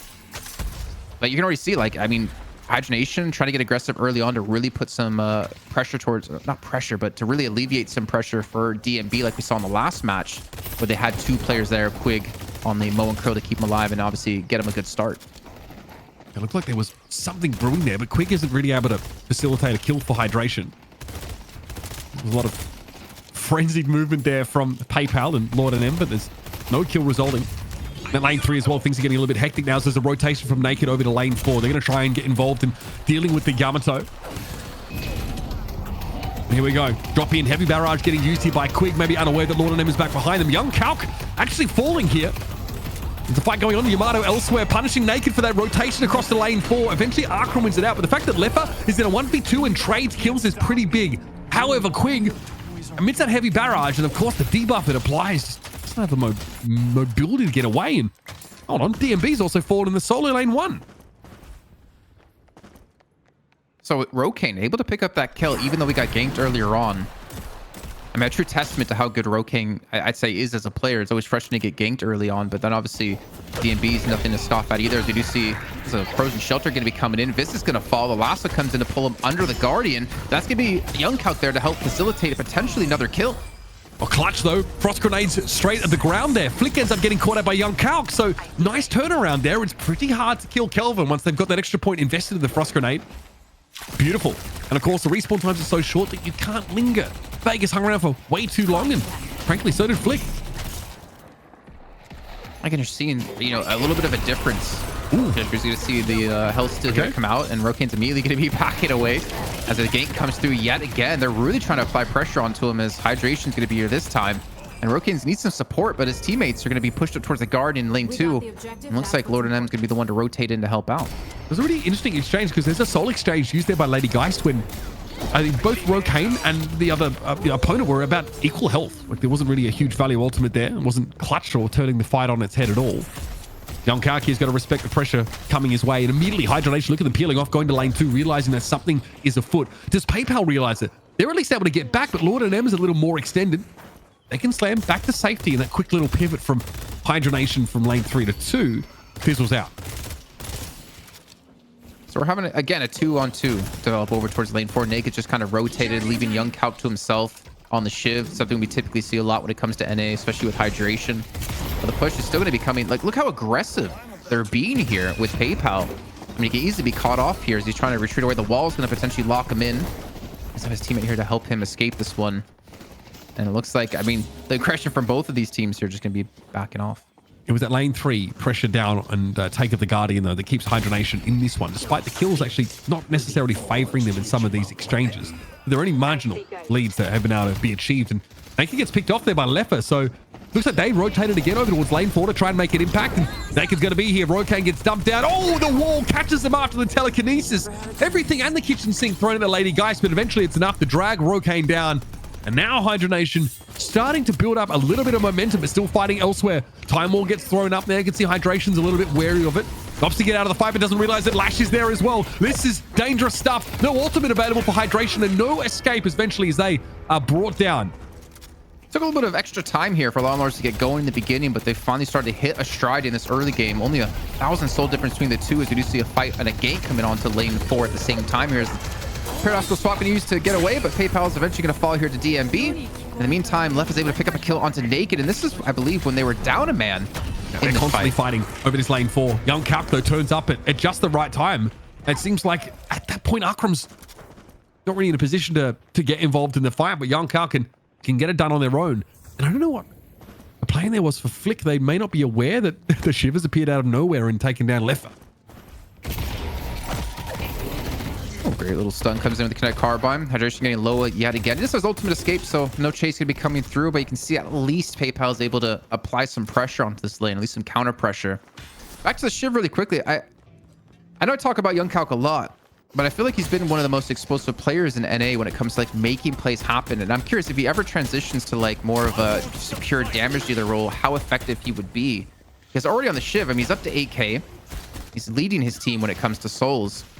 But he has to obviously depend on his teammates to open up opportunities for him to get these resets on his ultimate when he does eventually get that max rank. Yeah, it's definitely going to be an impact player in this game going forward. DMB won a straight solo fight there against Rokane, so the Lady Guy starting to perhaps fall behind a little bit. There's the 1K soul lead there. As though we're turning in the direction of that lane 1, there's going to be a big party there for DMB, and they don't have that ultimate available. They slip it out. They're teleporting away from this. But this is the pressure in that lane 4. And Vegas is in no position to stop the Guardian from being picked up. Now, Llama Lords have 2 Guardians to Hydra Nation's 1. So Jake, you're here. We have this match kicking off. I mean, Llama Lords again with a strong early start. But how do you feel about how this is going to play out the rest of the game? Do you think the comp that they have can support a strong early start and transition into a stronger mid game? I think it definitely can. I am a little worried about how strong DMB is going to start to get, though. DMB on a 3-kill streak now, you know, winning a few consistent fights here in the side lane. I feel like this Wraith could really end up being like that key factor. And I mean, Leffa hasn't really been slowed down that much. Hydration's been taking a little bit less farm than normal, but with Leffa and DMB having as good games as they are, I'm not too worried about the long run for Hydra Nation. Yeah, it just seems to be like really similar to what we saw in the first game then, where like Hydration was the one to fall behind, but others were able to pick up the slack and they're able to get each other's back here as yet again. Rokane's going to fall another time here, Mitch. They're really putting the pressure onto him and obviously the direction they want to go because there's going to be a Guardian here as well they want to take. I mean, DMB has really been taking this lane over. A lot of the time it was solo. This time it wasn't. Death Slam under the Guardian. Quick TP away here for DMB and no point looking back. They are absolutely getting out of dodge. It looks like though Lord and M is trying to pursue at least into some kind of fight. That's going to be Flick getting picked off at lane 3. That is Young Calc just flexing that 3 to 4k soul lead over many of Hydra Nation's players. Still though, lane 1's where it's at. Lord and M there lingers, maybe looking to chase down as a paradoxical swap there, catching on to Vegas, who doesn't have Goo Ball or any of those key cooldowns available. Hydration got picked off there in the wake of this Viscous, who surely will be slowed to a standstill and dragged out. Man, Llama Lords are still able to pick up so many kills here. Should be able to get themselves a Guardian here on lane 1. Just looking to back away. The lasso pulls him right back under it, but it's going to disappear in the midst of the fight. Wall's going to come through and lock him down, but he's trying to sneak in the corner, but he's just a little bit too heavy, a little bit too fluffy. Just like you, Mitch. I can't say that. You got abs. I don't feel too fluffy, but I have had moments, sure. As Arkram getting picked off here, and lane 1 is just spattered with blood at the moment as both these teams are throwing down. Vegas is off respawn and he's quickly getting into the lane. A TP just came in from Young Calc as well, who's about to be discovered. I think DMB's aware of it. Telekinesis onto the Shiv. Hard to burst them down here, and Young Calc shrugging most of this damage off, but they are adamant about getting the Shiv out of the game. But look at the damage. Oh my goodness. Young Calc doesn't care for anything the Hydra Nation are throwing at them. They just slapped down that Wraith. Now, of course, Quig is trying to get on out of there, but Llama Lords are starting to exert dominance a little more. At least Left is gaining progress here with this split push in lane 4. But elsewhere is looking dire for Hydra Nation. And we saw Llama Lords do this in the last game, right? They took the lane 1 Walker with relative ease before Hydra Nation were really able to get much going around the map. Llama Lords right now, they have a flex slot as an advantage. They're still getting a couple of kills here or there. Actually getting quite a few kills here and there, 4 in the last few seconds.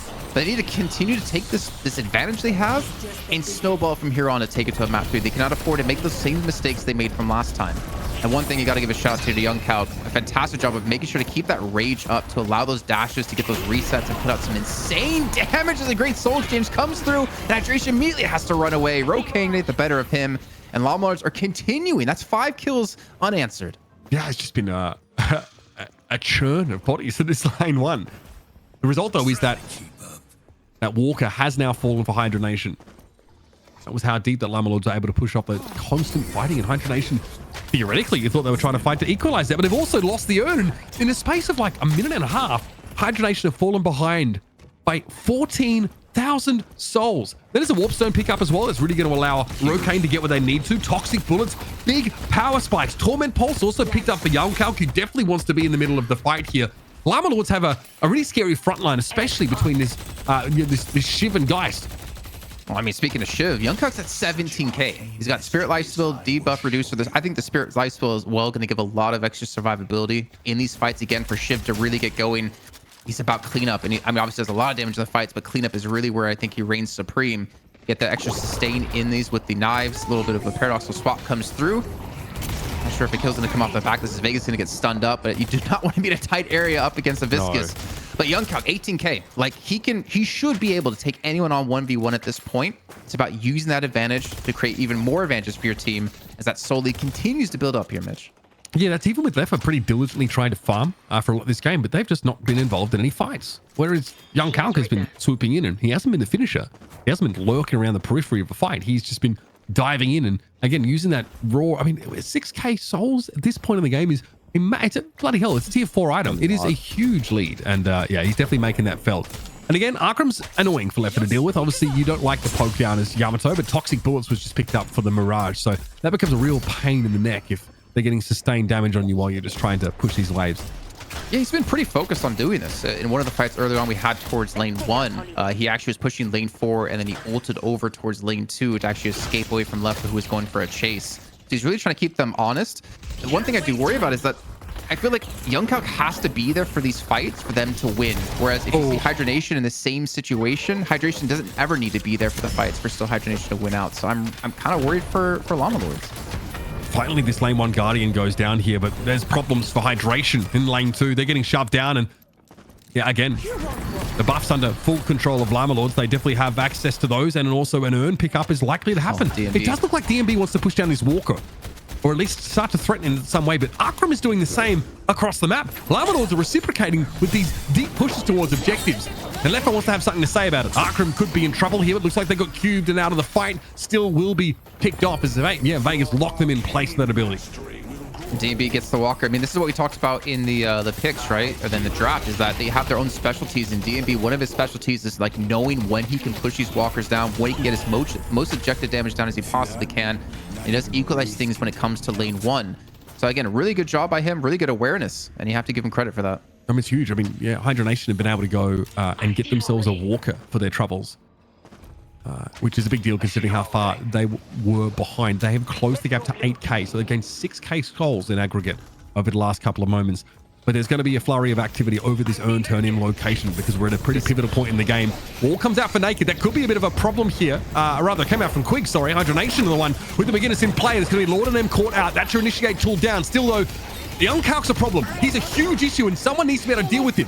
Shadow Transformation comes down here from Leffa, and Vegas is going to cube himself and try and reassess the situation, but instantly gets burst by YoungCalc as he emerges. Walk it down. Rokane doing some serious work for Llama Lords, so they win this fight, and they win the macro game as well. They're starting to close the chokehold on Hydra Nation.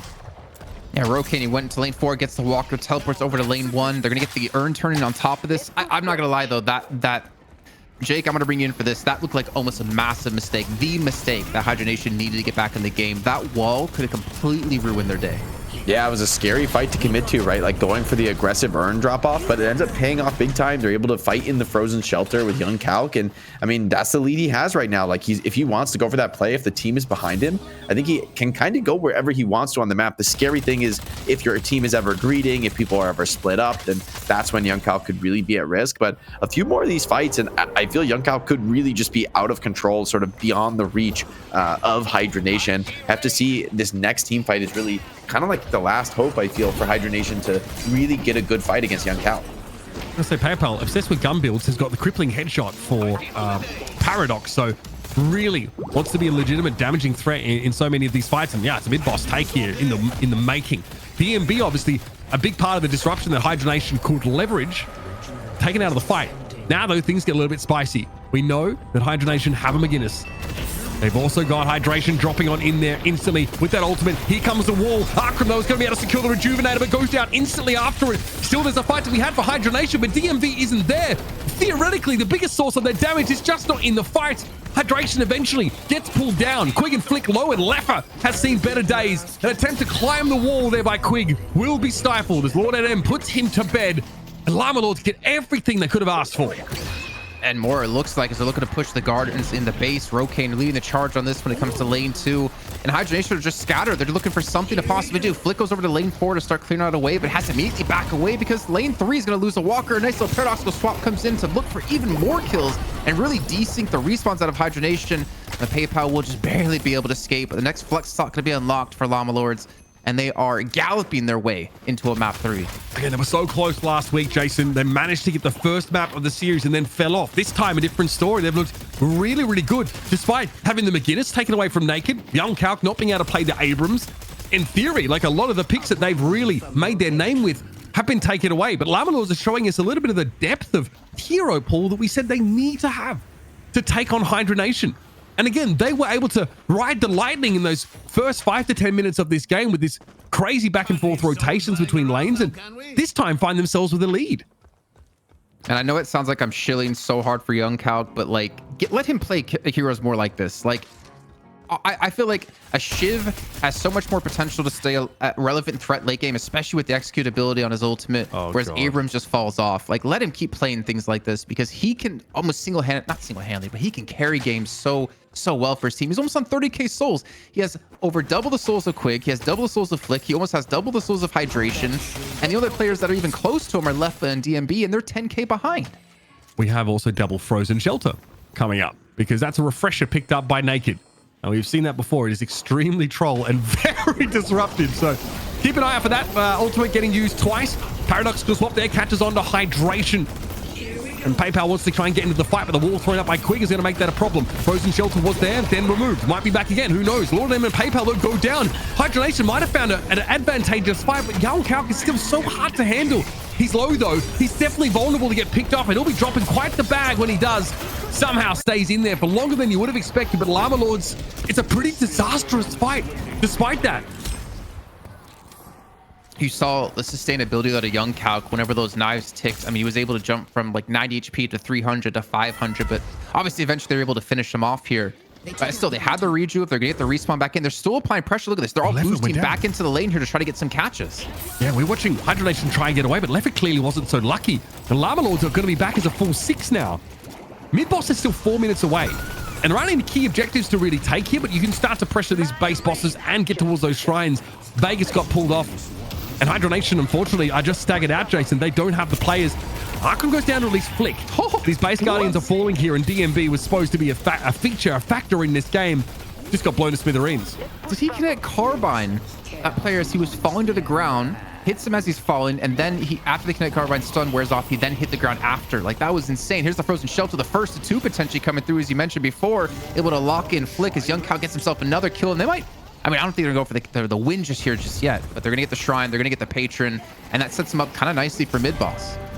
I mean, Hydration and Quig have to have their wits about them here. Vegas is now back. DMB's 10 seconds away, but this will be a Patron knock. This is what you want to see from Llama Lords, right? We saw so much in early Deadlock days. Teams struggle to like push those advantages that they derive early, but this is, you know, shows a great development from these teams. I don't think you can kill Young Calc really at the moment, unless you fully throw everything at him. Eventually he goes down. Cast the curse, perhaps. Still, Llama Lords got a bit to work with now. Shadow Transformation comes out, though, for Leffa, and he's looking out for blood. PayPal blown up. Nice little power slash there to guarantee the kill. And Lord NM will struggle to stand in the face of this Yamato. Llama Lords now start to fall down in the base of Hydra Nation. But there's still a heck of a lot of clawing back the Hydras have to do here. Yeah, Young Calc got too greedy. He tried to go for the insta-kill onto Quig, and because he didn't actually pull it off, he eventually gets run over. Thing is, if he gets that kill, though, that can almost be a game-winning play because the Patron was just transformed into the weakened state, meaning you're not going to get the reduction in respawn, meaning Quig's going to be on a pretty decent long respawn timer. So you lose the wall, you lose the healing, and potentially Llama Lords could have taken the game right there. So I'm not going to judge too harshly on that play, but Llama Lords, they still will give up a little bit of extra souls. I mean, even though this game is going the complete way of Llama Lords, Hydra Nation realistically aren't that far behind considering how this game is felt.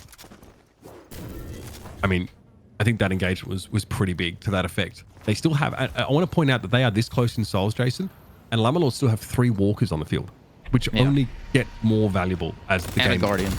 Right. So there is a lot of, like, in theory, there's a lot of souls out on the battlefield that if Hydra Nation can win one fight outside of their own base, they can quickly cash in pretty much straight away. PayPal there attempts to get a catch with the Carbine. It's going to be a Death Slam coming out, though. Who is going to be amidst that mass as they drop to the ground? DMB trying to stay clear of the action here. Left a little bit low. Maybe doesn't feel confident going forward. Young Calc is down to half, but oh man, the execute is so dirty. Lord and M finishes the job on Quig. Although Calc should fall here.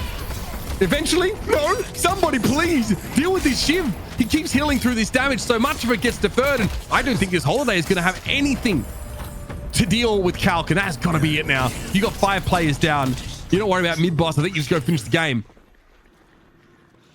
Stop letting Young Calc play Abrams. Let him play Shiv, man. Let him do Shiv things. They're going to finish off the last player. Young Calc carrying that fight. 37,000 souls. And Mitch, it looks like we're going to a third map here between Hydra Nation and Llama Lords. What a match out of Young Calc. That might be one of the most outsized impacts of an individual player we've seen on DFN in quite some time. Beautifully done. The Shiv from Young Calc gets off to a great start and looked virtually unkillable. Hydra Nation had to commit so many resources into trying shut down the shift that even in fights that, you know, Calc died, the rest of Llama Lords were ready with all their cooldowns and in a position to take an advantaged fight. Pretty wild. And this is something that we were critical about Llama Lords, you know, about earlier on, is their, you know, ability to transition out of a very rocky laning phase, but also take objectives at the same time. We've seen the complete opposite this time around, but there are, I think, a few key interactions that sort of occur through the laning phase that kind of get them there. I want to bring Jake back in as well and get his take on this as well, because it's once again, a very active early game. I don't really want to pin this game just down to Young Calc carrying, although it was a big factor here. It definitely seemed like, you know, Naked's able to have a great game on that Kelvin as well, and, you know, have big impact on the support role. Yeah, I felt PayPal had a nice game on Paradox as well. Like a lot of those pickoff potentials, able to snowball. And honestly, DMB was kind of the one leading the charge that game. But, you know, for Hydra Nation side, but it felt like that one fight where, you know, Young Calc came to the teleporter. DMB was like, wait, yeah, I'll lift him. It's fine. And then Young Calc just turns and kills their whole team. And I think they just didn't quite realize how far ahead Young Calc was getting off that early game, and maybe just a little bit low on like the respect needed to just be a little bit more committed to shutting him down. At some point, Shiv just becomes this really, really scary hero. I like their call out on Young Calc getting a character that just gives a little bit more of that late game carry potential. He shows that he can definitely handle the responsibility here in this match. Yeah, and I feel like that's just why I've been saying it. I think to me, he's been one of the biggest playmakers in NA, and within Llama Lords, he's been able to do some crazy things. And obviously the Abrams, the early game presence and mid game presence he applies is pretty damn impactful. But with Shiv, he just becomes more and more and more impactful as the entire game goes on. And I mean, the thing is, like, Llama Lords still made some minor mistakes here, but you can't expect a flawless game when you're up against Hydra Nation. But like Hydration, who we normally talk about as being one of the most consistent players, I'd say, in North America and potentially even in EU, he just really couldn't get going on the Calico whatsoever. Yeah, I feel like, you know, obviously with some of your highlights, of course, we see like at 5 to 7 minutes, like Young Calc is 3.6k souls, not really a huge factor. Here, 32k, next closest at 26, right? And we thought Leffa, you know, doing his darndest farming. I mean, both solo laners in DMB and Leffa looked like at points they could be legitimate threats. But there was so much shutdown potential, of course, with the paradoxical swap and Lord and M hitting these big death slams that, you know, tend to make it pretty hard for the Wraith and the Yamato, respectively, to find that value, even with obviously how good Shadow Transformation is at letting you sort of sustain through. And this is look at his health. Look at the health regen. Yeah, can we get this highlight, actually, this specific highlight played again a little bit after this, because he was dead in terms of his health would have drained eventually, he would have died. But because he kept going, because he had the spirit life, so he kept healing up more and more and more, able to sustain that entire fight. I mean, look at this. He almost has the full rainbow here. He's hitting like every knife, and so not only is he bleeding them, but like just getting life back from that spirit damage. It's a tier 2 item, costs you 1250 souls, but man, it really is the glue in that kind of build that makes Young Calc virtually unkillable. Yeah, and the heal bane as well, giving you that, you know, big stack of bonus health on every kill, which of course you're going to get all the kills since you're getting the execute mechanics, securing those for yourself. So, I mean, it is a perfect hero to take this kind of snowball and run with. And honestly, really impressed the Young Calc was able to hold on to the snowball despite a clear awareness from Hydra Nation. You know, the team making that call to go for the aggressive earn drop off, I was agreeing with you. I was like, wow, like I'm scared for them. Like, are they throwing the game right now, trying to go inside? But no, they play around the dome, letting the Shiv take the aggro, getting the frozen shelter, coming in to bail him out, and that wins the team fight. And you guys are right. I mean, this highlight is absolutely disturbing from Shiv. He's dead. Like he will die over time. He hits every knife. He hits every knife. So he did max knife, and then he had knife and ult max. So he didn't go for the dash build. So he's definitely going for the poke here with the spirit build, but just ridiculous. Also, a big shout out to production and getting that done so quickly. But I mean, okay. I'm gonna like jump in on this and go a little bit podcasty with you, Jake. I feel like if you want to be a team that's successful in Deadlock esports down the line, you can't have that one player who just pops off and wins you a game. It's great to have once in a while, but if you want to be a legitimately competitive team, you can't have, and you can't ever expect Young Calc to be the player to do that every single match. And I think one thing that, and not to be rude, that we're not seeing in Llama Lords is another player who has that pop-up potential in the team. And correct me if I'm wrong, but that's just the feeling I kind of get from the roster. Yeah, I feel like it's kind of up to, you know, Rokane or PayPal that like have those similarly strong games. But it all comes out of an explosive laning phase that I think is probably the hardest thing to find when it comes to playing against a Hydra Nation, right? To get this snowball rolling, to get that soul lead that we had talked about at this point in the game where he's up 10K, he's up 15K, he's destroying the game. Like, to get there, you had to start somewhere. You had to build it out of just like out laning, out having like better last hitting, better, you know, getting a kill or two out of the lane. And that's what's so difficult. That's what so few teams have been able to do against Hydra Nation with so many individually strong players who just win all their lanes. And so I agree with you, Jason. I don't think it's one player who can win this series for Llama Lords. It's going to need to be a full team effort. I will say though, like honestly, even with Young Calc having a huge game, the team really did coalesce around him, right? There's clearly a lot of points there in the mid game where he's aggressive, he wants to go in, and the team is willing to commit with him and fight as a unit, force these big team fights, even in risky scenarios. Like if they're fighting, they're all in together. You know, no one's backing out of those engagements. They're really committed, and that's what paid dividends for them against Hydra Nation in this match. But that's the crazy dichotomy between the way Hydra Nation played Shiv and the way Llama Lords played Shiv. Like with Hydra Nation, you just leave Hydration to his own, and you have the 5 without him force fights across the map somewhere else, because you have Left and you have DMB who can put up some really good damage in fights. Whereas Llama Lords, the way they played around Shiv was, okay, we need him in every fight. We need to keep feeding him. We need him to be like a playmaker. So it's kind of cool to see like the way both these teams have played out Shiv now and in the past, and how it's kind of worked out differently. I mean, we are set up for a banger of map 3, guys, whichever way you slice it. It is Llama Lords once again taking a map of Hydra Nation, threatening to topple them to become the first champion of Deadlock Fight Night in NA outside of Hydra Nation. That would be an exciting result. And there's only one way to find out how it goes down. Join us here on the Deadlock Fight Night for NA, powered by Intel after this break. All right, guys, gloves are off, and it is serious here at our Deadlock Fight Night for North America number 11, presented by Intel. It's a map 3 situation, familiar to us if we enjoyed Llama Lords and Hydra Nation fighting together last week. But the difference is, Llama Lords, guys, had a great start last week. They won that first map, fell off entirely, pretty quick games. This time it went quite differently. Struggled to start, now found some momentum. And I think the question on everyone's minds is, can they finish the job, Jason? Can they become king of the kill for the first time? Anybody, not Hydra Nation, has done it. I mean, you have to hope so, right? This is the 3rd time they've taken a map off them in the series. The 3rd time here at DFN in week 6, week 10, and now week 11. And it's just a matter of time, I feel like, before a team finally does take them down. Is this going to be the week? I kind of hope so. I want to see some like spark reignited in Hydra Nation, though I will say this, and maybe I could be wrong here. Feel free to interject, Jake. But I feel like Hydra Nation have definitely been experimenting a little bit more this week compared to last, like seeing Viper, seeing a Hydration playing Calico. It's not necessarily more of like the standard heroes we would normally see them on. Yeah, and when it comes to the hero draft, the one thing I am worried about for Llama Lords is that with Young Calc having such a huge performance in the last game, I feel kind of vulnerable for like a first ban. Like I wouldn't hate to see something like a Shiv just taken off the table, or first picked if Hydra Nation go for the first pick, and just to deny that, because on for Llama Lords, I mean, Young Calc can have a great game on Abrams, but just you're not solo carrying the game on Abrams. It's just not really what that character does.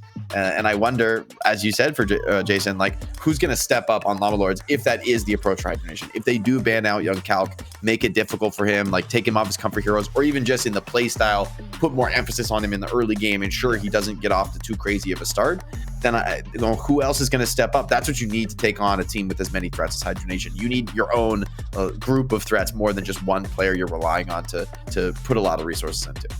And I feel like we kind of got that at the end of that last game, right? Like Young Cal looked really good. I think quietly, like, you know, Arkham has been really good. A lot of those solo laners, quite often the Mirage. PayPal is also creating some great opportunities on this gun damage Paradox build, which is a little bit of an interesting look.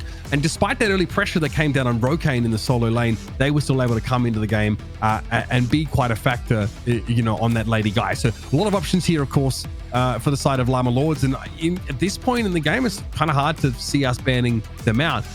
But on the side of, you know, Hydra Nation, there were a couple of things that are often present in their winning games that just weren't quite happening this time around. I do think hydration is a big part of that, right?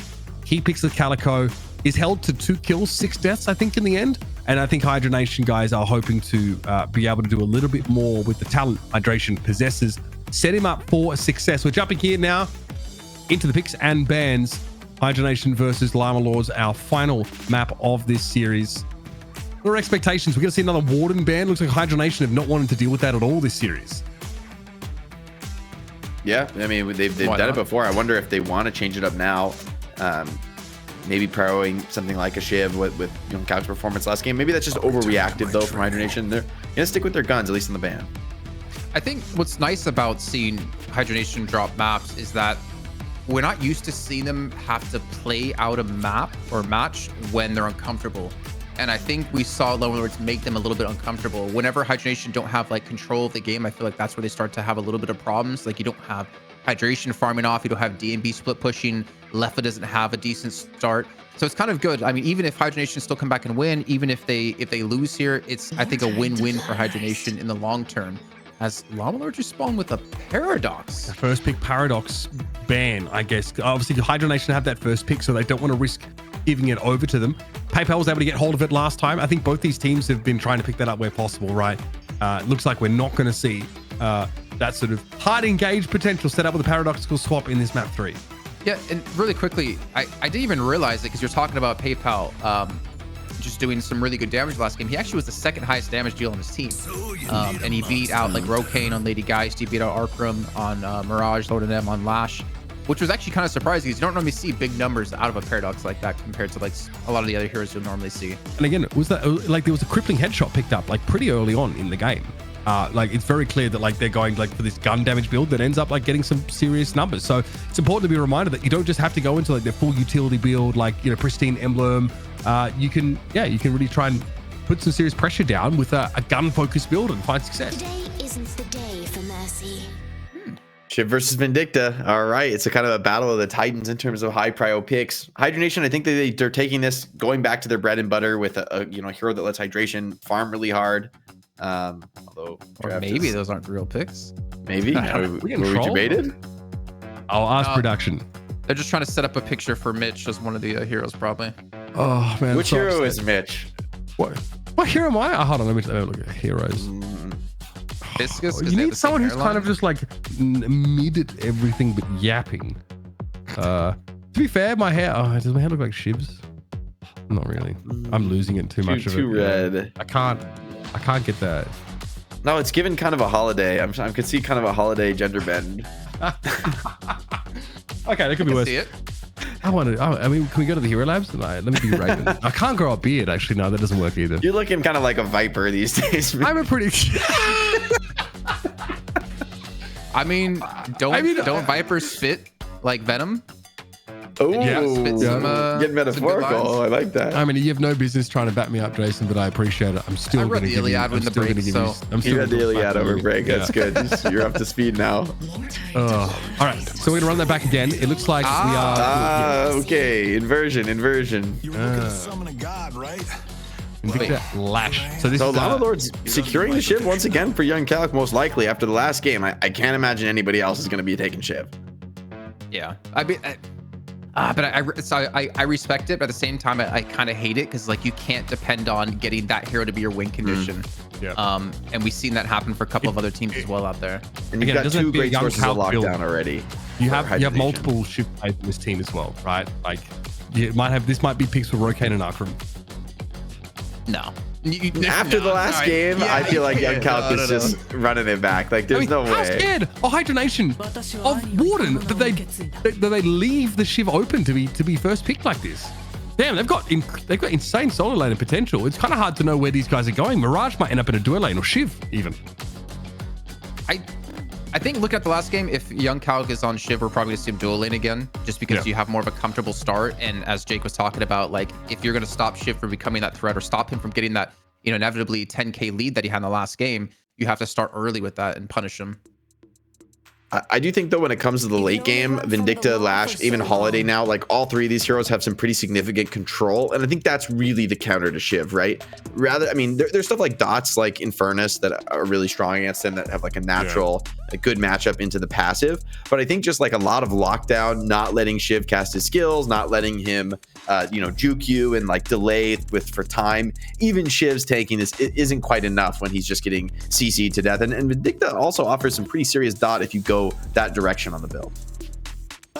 Well, Okay, so Kelvin going to be taken away here. That was definitely, yeah, the refresher Kelvin build from Naked looks like it was causing some big issues. Not only do you have like an insane amount of healing by the frost grenades, and also it allows you to like get through like an annoying lane matchup where you're getting poked down a lot, but yeah, late in the game, like having what, 4 of those grenades available to you if you have refresher, just like healing constantly. That's how we've seen people get up to 70k healing today. Yeah, pretty insane stuff. I'm actually kind of surprised to see the Kelvin ban come in, because I mean that's like perfect for Quig, but I guess it's gonna. I'm assuming he's gonna play more towards Ivy then, if they're looking for more control to deal with Shiv, like some form of CC to deal with him, or maybe take away McGinnis as well, because they can walk him out. I think McGinnis gives you some of that CC, gives you some of that control, and good for securing. I don't hate to see the Ivy either, since Stone Form can be pretty strong. Heals can be nice, delaying the game. But yeah, I feel with Quig had a pretty solid game with McGinnis previously. No reason to really change that hero up individually. And I mean, there's a ton of control on Hydra Nation's draft right now. Everybody offers some form of control so far. And sure, Yamato's going to shrug that off, but someone like Shiv and Mirage kind of rely on these fights going a little bit longer, being a little bit evasive and elusive, getting some more cycles of their skills off. And I'm curious to see how they can do that with this level of lockdown cycle from Hydra Nation. Viscous, though, could be an answer. That's one way to deal with it. I mean, you're bringing up like such a good point. Is like, how does he stay alive? And Viscous would be one way to do it. Obviously, picking your fights would be very important as well. We're going to see Young Cal tested if he can compete against all the CC on the other side. This could be a pick for Naked, right? Because Naked has had the Calico, the McGinnis taken away, and the Kelvin banned. They have played Viscous, I think, a couple times. Ooh, I love this Wraith pick too. This is like nice shutdown potentially for heroes like Vindicta or Lash. I mean, they can kind of fly away from the Vindicta, or from the Wraith ult rather, and like delay its timing. But honestly, Llama Lords have gotten a ton of like just super high prio heroes that I think are super strong right now. Like so much damage from these 4 picks. Viscous gives you control and damage. I kind of like this Llama Lords draft. I think they've set themselves up for success. Okay, Infernus. Yeah, again, and obviously like, another form of like effective dot damage on Shiv here as well. So like something that can answer that. But I guess there's like a late Geist pick available here. Something doesn't seem quite right about Hydra Nation's comp. They don't really have a front line to speak of. I mean, Mo and Krill is something they can play. I know Hydration can play Lash, but Mo and Krill still something that can feed up his way. Okay, but the Geist. Like Geist, yeah. Someone read the script? Yeah, I mean, obviously, like, like Lefra's a pretty prolific Lash player as well. There's a ton of recipients for that particular pick. Yeah, I mean, definitely enjoying what Llama Lords have here in this setup. They look very, very strong. So much, I guess, depends on, do we get to see like Vindicta take over the game? Is that even a possibility here? Ebot. Whoa, okay. So like something that really punishes is Vindicta for floating around so much of the time. That is terrifying. Lash as well. I feel like this is a good matchup for Bebop into Lash, where when Lash ults, right, he's like basically still in the air, and he's really vulnerable to just getting hooked, canceling the ult. Lash dies, like it completely turns the game on its head. So I love the 6-pick Bebop. I think Llama Lords have cooked the draft here. I don't want to call it too soon. I mean, but I think they for sure got a good shot here to potentially unseat Hydra Nation. I think Hydra Nation have an uncharacteristically awkward draft. Doesn't look so comfortable for them. We've seen these like amazing drafts sometimes just get ranched in the lane phase and never have a chance to do their thing. So far, the first steps for Llama Lords to victory here in the Deadlock Fight Night for North America, powered by Intel, have been taken. The draft looks pretty darn good. Now, it's a matter of the execution. Will it be a perfect 10 from the judges, or will the wheels fall off this Trojan Llama before they get to the gates? We're about to find out. Let's jump on in and get a bit of a feel for what our lane matchups are going to be. Who's going to be on what? Lord and M's going to be on the Bebop. So that means Naked will, I guess, like I think we called, on the Viscous most likely here. And I mean, I'm assuming it's got to be Young Calc on the Shiv. If we were after the last game of play here. Yeah. On the other side, of course, Vegas is going to be on Vindicta. This is going to be interesting because obviously, Bebop as well, very good for opening up picks. And as we saw in EU, like it can really stall out games because teams have to respect it. But at the same time, I feel like something that's underutilized is that you can use that hook to save your teammates. So if Young Cal gets like too aggressive, you just hook him in and you can technically save him. An off underutilized piece of the kit for your Bebop, no doubt about it.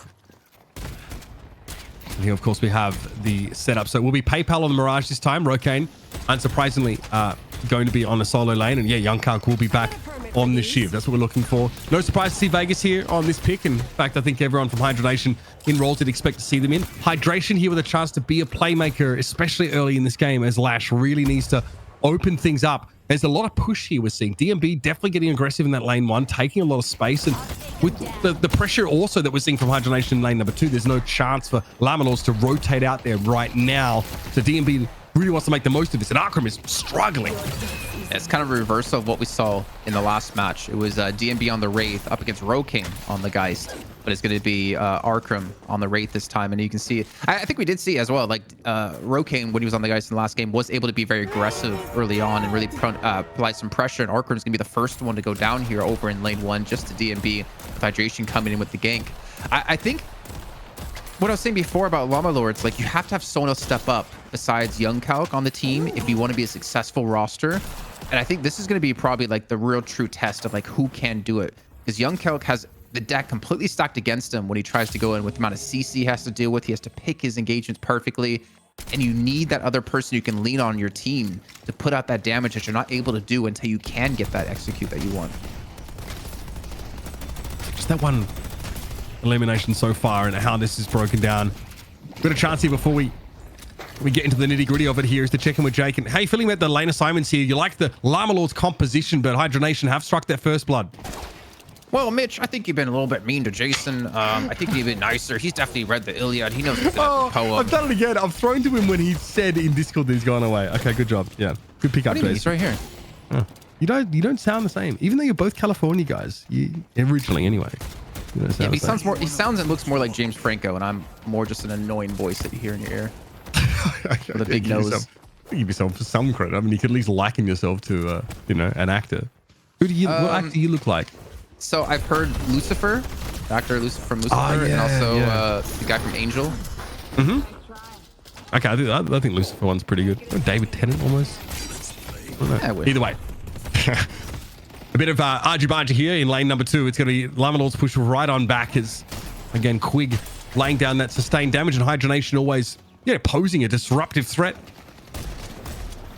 Young Kalk in a position where he needs to get out and get something happening here. Nicely done, though. Naked sets up a potential pick here. Quig is so low. Can they get it? Surely they do. But what's the reprisal going to look like? It's only hydration here. There's just no help. A sick rotation here. Comes in for Llama Lords.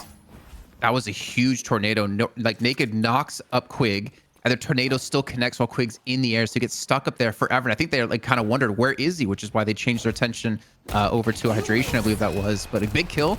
Unfortunately, I believe Young Kalk did not get credit for that whatsoever, but that's all right. Any kills are going to be more than happy to take. But as we look back to lane 1 here again, we did see Arkram be the first player to go down, and DMB and Arkram relatively similar on HP.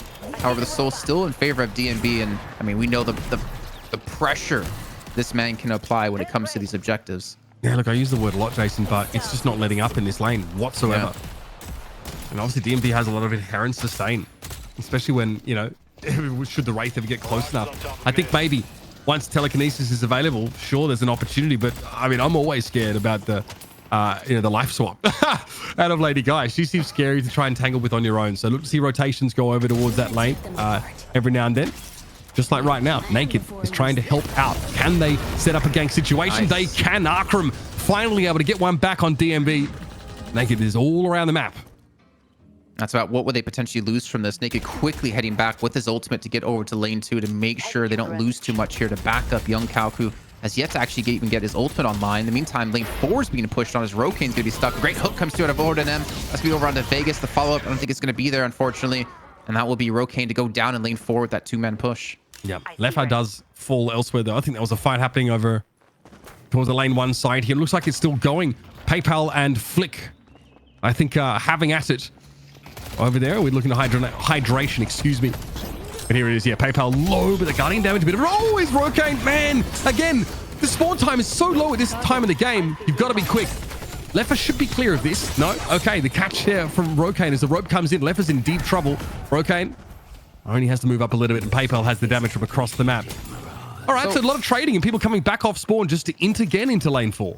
That's the funny thing, is because Rokane died first, he was able to boost back into lane earlier than Leffa was, which is why they're able to get the 2-on-1 up against Flick, and then the 2-on-1 yet again against Leffa. So a really smart play of Llama Lords there, to Rokane in particular, to really like turn that one back around and actually come out in the lead when it came to that exchange. There's a drift over here from Quig, so it might be a wall to try and set up a kill this time on the Wraith. But again, you can usually TP even out of that situation. So this is being baited in. Good pressure. Here, though, comes the McGinnis. The wall doesn't quite reach there, so good awareness from Arkram. Able to avoid that gank attempt, but Quig's hanging around for the time being. See if they can create an opportunity. Now is that Naked is going to be there as well. Flick hooked in, cops a bomb, but is able to back away. Gave Vegas a bit of a tickle, though, with that bomb damage. A bit rude. Actually, can we see Lord and M when we have a second? I'm actually curious, like, is he going to be going towards, I mean, he's got to be going towards Spirit most likely, and obviously with a little bit of support mixed in, with the big hyper especially with also the nerf with his the uppercut, because you don't stay in the air as long. You can't do as much damage with your gun while they're like falling in the air. So it's like an indirect nerf to a gun bebop build. Yeah. So far we've seen a couple of hooks come in. See Lord and M's build here. Nothing really to write home about at the moment. Still leveling his defensive first. Yep. Flick. That's going to hurt. But still able to stay alive. Vegas trades things out there. Finds the finish off on Lord and M. What is Leffa up to here? Looking to try and pursue, by the looks of things, PayPal. Oh, there's no way you're getting out of that. Here comes the pinch. Vegas seems to be everywhere at the moment. And getting kills funneled towards the Vindicta doesn't seem like a bad thing. I believe that was 2 assassinates as well. So a lot of extra souls for Vegas. He's up to 6k. I think we talked about like how he can run away with this game. Naked going to be just rolling on over DMB. Fallout not going to quite be there just yet, unfortunately. And in the meantime, we also see Quig rotating over to lane 1 to help out. It's going to be a brawl on lane 1. It seems like every match between these two teams, it's always a brawl on lane 1. The Calc getting involved a little bit now. Oh, puddle punch dangerous here for Quig. Wall thrown up because he knows there's some harassment coming from behind. But what hope of escape do you have? Elsewhere, Arkham's going to fall here. Hydration, yeah, able to quite easily pressure here in towards this lane number 1. Whilst Quig just tries to hold it down. And they've stayed alive despite that. That's huge. It lets Hydration get that kill and they don't have to trade it at all. Bounce pad here. Flick really trying to clear the area now as his Bebop is coming in hard and fast. Lord and M got to get caught by the lasso though. Just keeps them under the tower for the time being. Bombs get thrown on Flick, but they'll be able to survive it and they get the kill. That's huge. Initially a good play by Lord because he prevents Flick from teleporting from lane 4 to 1, which he was trying to do to actually back them up. And Young Calc here in lane 1, and he's just burning away. You can see his health extremely low. They're trying to take down this Guardian. They have to be so careful. It looks like PayPal will actually get the kill onto Leffa as Naked rotated back over to lane 2. So they'll get the Guardian here. And that's where Llama Lords got a lot of their early game lead, was in objective control, where Hydra Nation just couldn't really keep up, or weren't necessarily focused on keeping up. No, it's really good. I mean, they get that Guardian first up. Here's the Death Slam in lane number 2. All of them is cooked. Not much you can do about that. So maybe Hydra Nation can trade a Guardian here. They did lose that one in lane 1 just now. The reinforcements are on the way, though, for Llama Lords here. And there's no real hope of pushing up. All the lanes are pushed against Hydra Nation, so they don't have the chance to actually trade objective for objective. Let's see how you do. Had it caught. Calc, gotta respect him. He's like, raged where's up. This damn door? I can't get out. Oiled up, raged up, ready to fight. I think that's what's also been really impressive with Young Calc on the Shiv, is that he's, whenever he joins these fights, he's always high rage. Oh, the knockdown there. Yeah. That's an early knockdown pickup, Jason. I think Rokane could be able to chase him with this Vindicta kill easily enough. Shadow transformation shrugs off what would have been an assassination attempt, and Vegas ends up falling. Still, Flick is healthy enough and is hiding under the Guardian for the time being, but I'd be scared. Naked and Rokane are circling. Naked cubes himself. Buys time for Rokane to get into the fight. Left has been dying a lot. I'm going to put it out there. So Flick will survive here, but there's a lot of pressure still on this Guardian. Oh, the lasso under the Guardian, but cleverly, Rokane actually tanks the damage. It's still not enough. After Naked comes out of the lasso, gets picked off, but a beautiful power slash cleans up the offending Holiday. It might not be for best, though. As you can see, the chase coming for Vegas. He wants the 1v1 Rokane. I mean, he might even try to take it, as we do see the State come in, locks him down. Dangerous. He's going to continue to go for this one. I mean, Vegas is still relatively health, down about half HP. And Rokane has to worry about any potential rotations, but he does at least push him back to allow him to get the buff on the right-hand side. At least he better secure it right now. They're coming for it. And he does actually give it up. Oh, he gets because he dive bombed to Vegas and he gets the kill. It's dangerous. I mean, remember, you have 400 HP, Jason, but you lose most of that to a power slash. I don't know. Yeah, like Vega was really looking for a fight there against Rocaine. I'd be the heck out of there myself, but that's fine. Discretion clearly not the better part of Valor for Vegas, and it cost them their life. That was very ballsy out of him. I thought he just would have taken the buff, but I guess he tried to bait them, thinking he wasn't there because he didn't take the buff, and he gets a perfect, re-engagement onto Vegas. We take a look at some of these items. Healbane again. We talked about it being such a impactful item for Young Calc in the last match. We're seeing a fight yet again here on lane 4. And that's going to be Arkram going to be rotating in to help out as well with, of course, the urn in hand.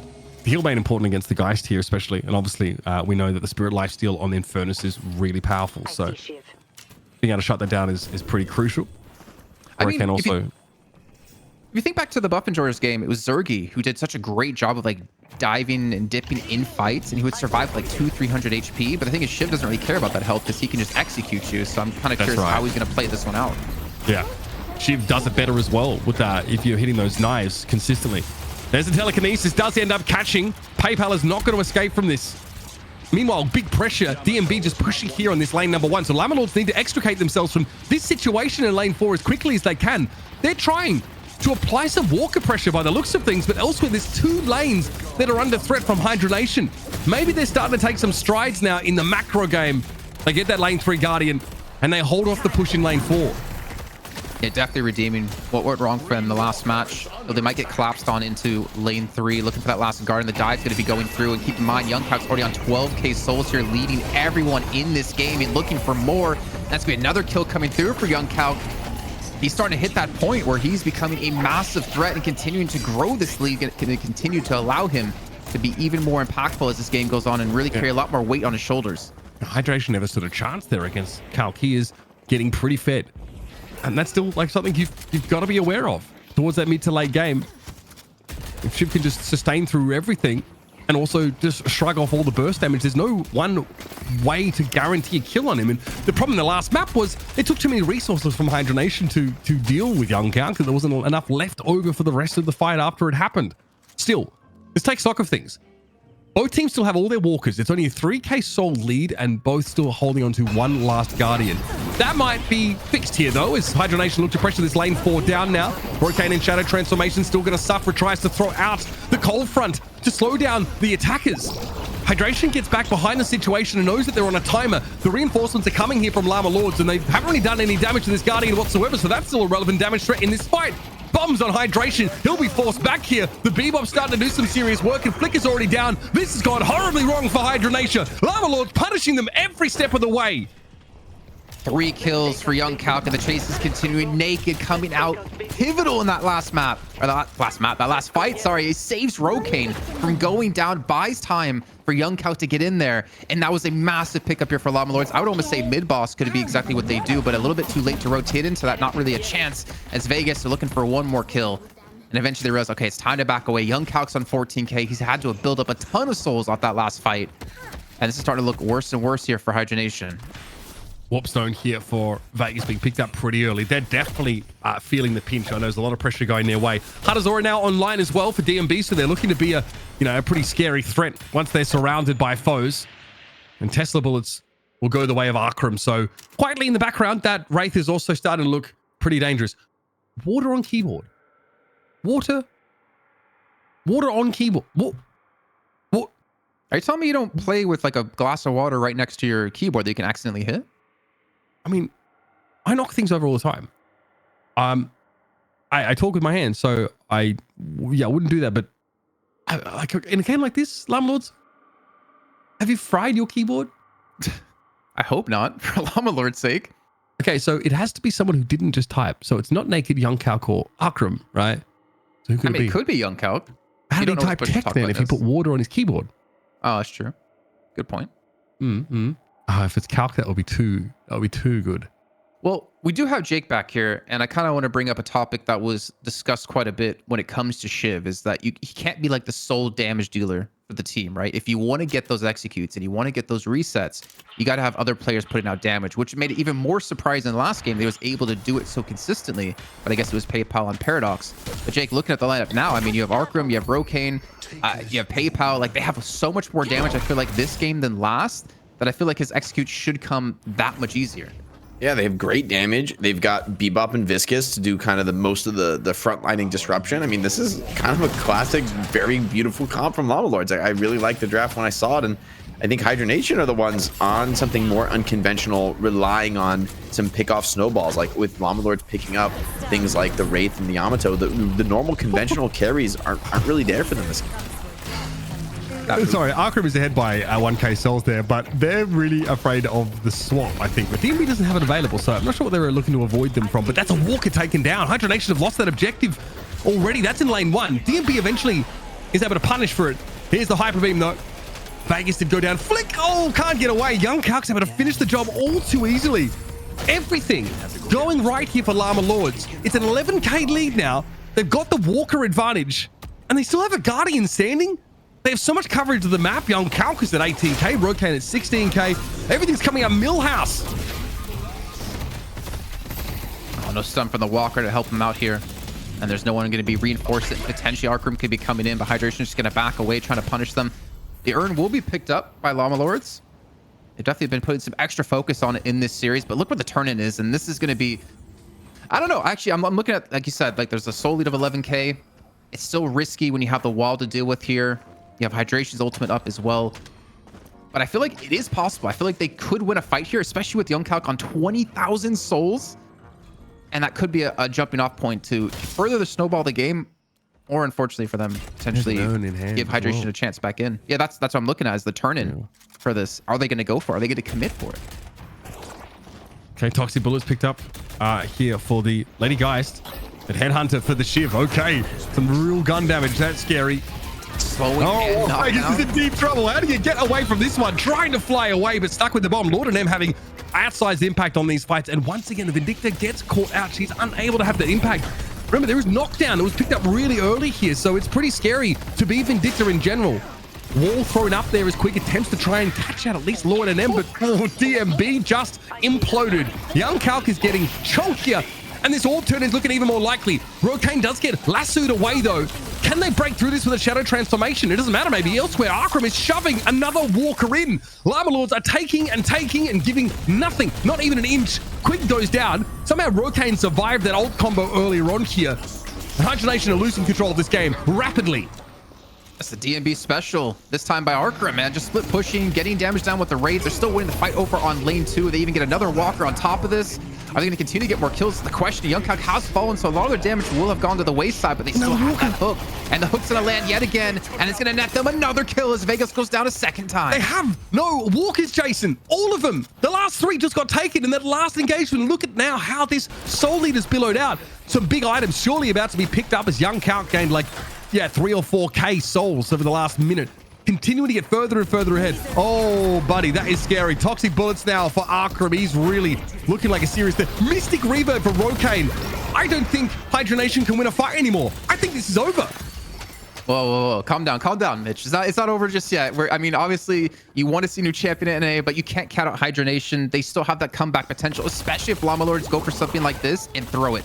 The upside. How far ahead they are at this early, Jason. It is pretty egregious. It is huge. But there could always be that mid-boss steal. There always could be that comeback. Llama Lords did to melee creeps last week. And you don't want to see them throw it away to Hydra Nation this week. EMB's not here. Flick is extremely low. Leffa picked off. I mean, wisely, Llama Lords get off the mid-boss now, and they're going to be able to secure it properly, but these kills just keep coming. Shadow Transformation available for Rokane in a couple of seconds, so they want to get out of the fight for the time being. This is nothing to defend the base for Hydra Nation. Look at how these waves are pushed up. How do they get themselves out of this? I think it starts with just a good team fight. It starts with some mistakes as well out of Llama Lords. I don't know how they shut down Young Calc is my question.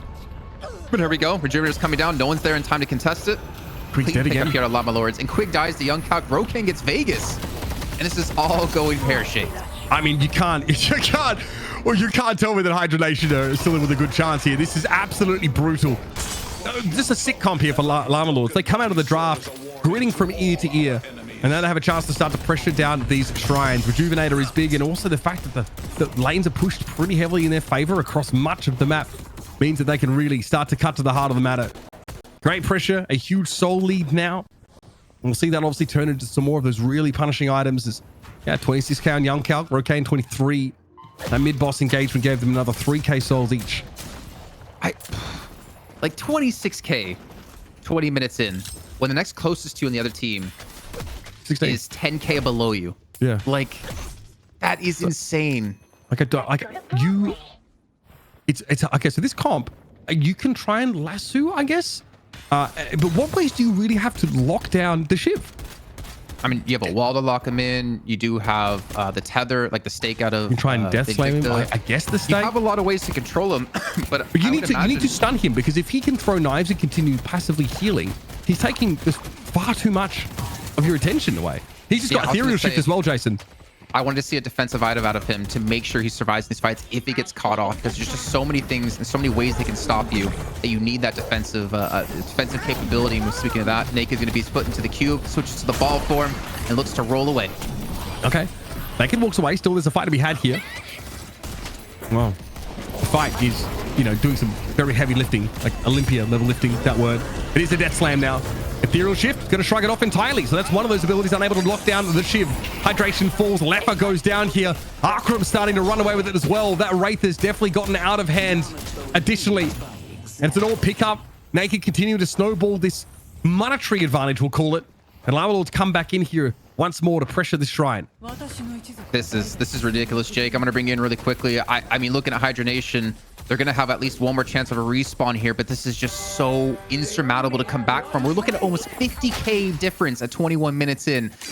I have to agree with Mitch. I don't think it's possible at this point. It's never been more Jover, baby. We got a new champ coming in NA. It's Llama Lords. I mean, surely it would take a gargantuan throw to drop a 50K soul lead. It's still possible, but so much discipline from Llama Lords, doing the earn at that moment, dropping Patreon. I mean, good luck coming out on the map with a 50K soul disadvantage. I know Hydra Nation are good players, but this game is in the bag for Llama Lords unless they make some egregious errors back to back to back. I mean, they've got like 4 team fights to throw before the game's even. And I don't think they're going to throw one. The first is the hardest for Hydra Nation. Most likely, it's going to be one and done here. Next team fight, one hook from Bebop, one catch from Wraith, and it's all over. Or this. I mean, okay, DMB's trying to walk away from this. Tethered briefly. Everyone chasing. Not even a chance to make use of a health swap there. DMB's just out of the game. Don't know what they were hoping for there. Llama Lords have returned. You've got a refresher on the Yamato as well. Rapid fire, by the way. Some pretty insane gun items being picked up here by your boy Calc. And now the other base, the other shrines need to be dealt with. The patron's already weakened, so Ethereal Shift's going to be used for a time, and then we're back into the fight. Hydration gets popped. Llama Lords now posturing, poised to be the first team in North America since Hydra Nation to claim the King of the Hill here in the Deadlock Fight Night presented by Intel. Llama Lords are your NA champions. You know what's so funny about this win, though, Mitch, is that like Hydra Nation have been an amazing team. I feel like everyone loves them, and yet everyone wants to see an undefeated team finally lose, and it's Llama Lords to do so. It took them 3 times of individual maps being taken off them for them to finally close it out, and they do it. And honestly, off the back of young Calc, I mean, I don't even think we need to discuss or even figure out who the MVP of this match is going to be, because it has to be that man on Shiv in back-to-back games. It's almost ban-worthy, I'd have to say now. Yeah, the individual presence from Calc, both games delivering huge performances. But we talked about it, over the break. It has to be more than one player, and it absolutely was from Llama Lords. It was everybody coming together. I think Lord NM on the Bebop had a lot of big moments there, and just a very straightforward front-to-back conventional draft from Llama Lords. This wasn't an attempt to cheese Hydra Nation. It wasn't trying to get fancy. It was like playing the strong characters, winning team fights, playing objective gaming. They beat Hydra Nation at their own game, and it was Hydration and Hydra Nation at the end who were left scrambling, who looked totally discombobulated in game 3 after that game 2 loss. They didn't look like themselves, showing that they were really rattled by what young Calc was able to put on in game 2. And we were walking it back, right? We were watching like this bullying. DMB is like pushing Arkram in that solo lane. Like, it's bad.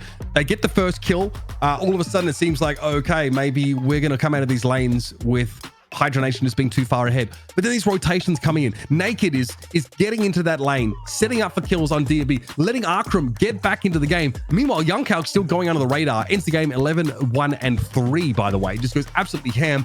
Then he builds up to that critical mass again. It just seems like no matter what Hydra Nation had, they could not stop him from doing this to them. But this is how it happened early, right? This really a very difficult start from Akram, but he just kept a cool head about him. Rotations came in, and all of a sudden the lane was winnable. Yeah, and so many of these big playmaking moments in the mid game. Bebop, I feel like the ult was able to get a lot of big value, surprisingly, honestly, a lot.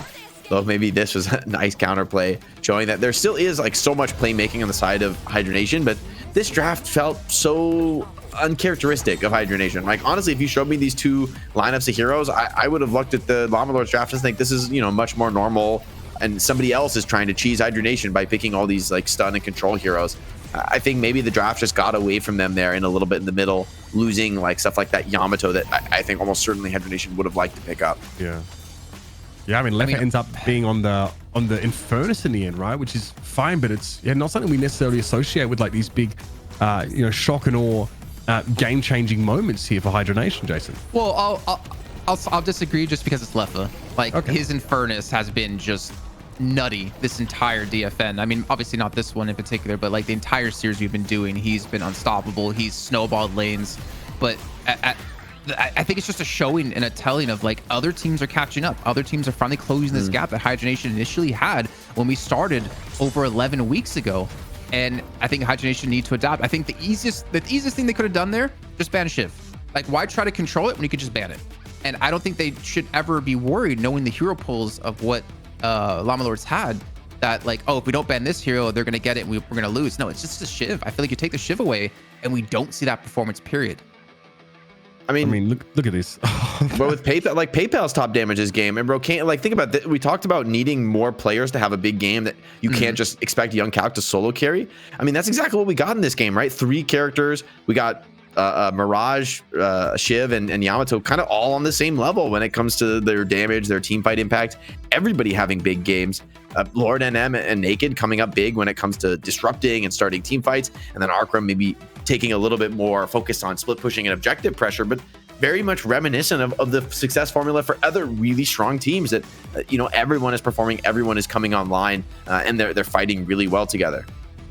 I mean, yeah, you can see here Akram, right, like doesn't have the biggest game in terms of their player damage, right, but turns around and just is a split pushing menace. And eventually, like, there's no one that can really fight the Wraith. He gets to the point where he can just take walkers down. There's one fight, I think one engagement where there's like a fight that happens, and off the back of it, they take 3 walkers, 3 entire walkers. Like, there's a back-breaking moment that you just really can't bounce back from. We're going to talk about our player of the match here, presented by Intel. I don't think it's a particularly hard one to figure out, but we'll keep you in suspense for the hell of it.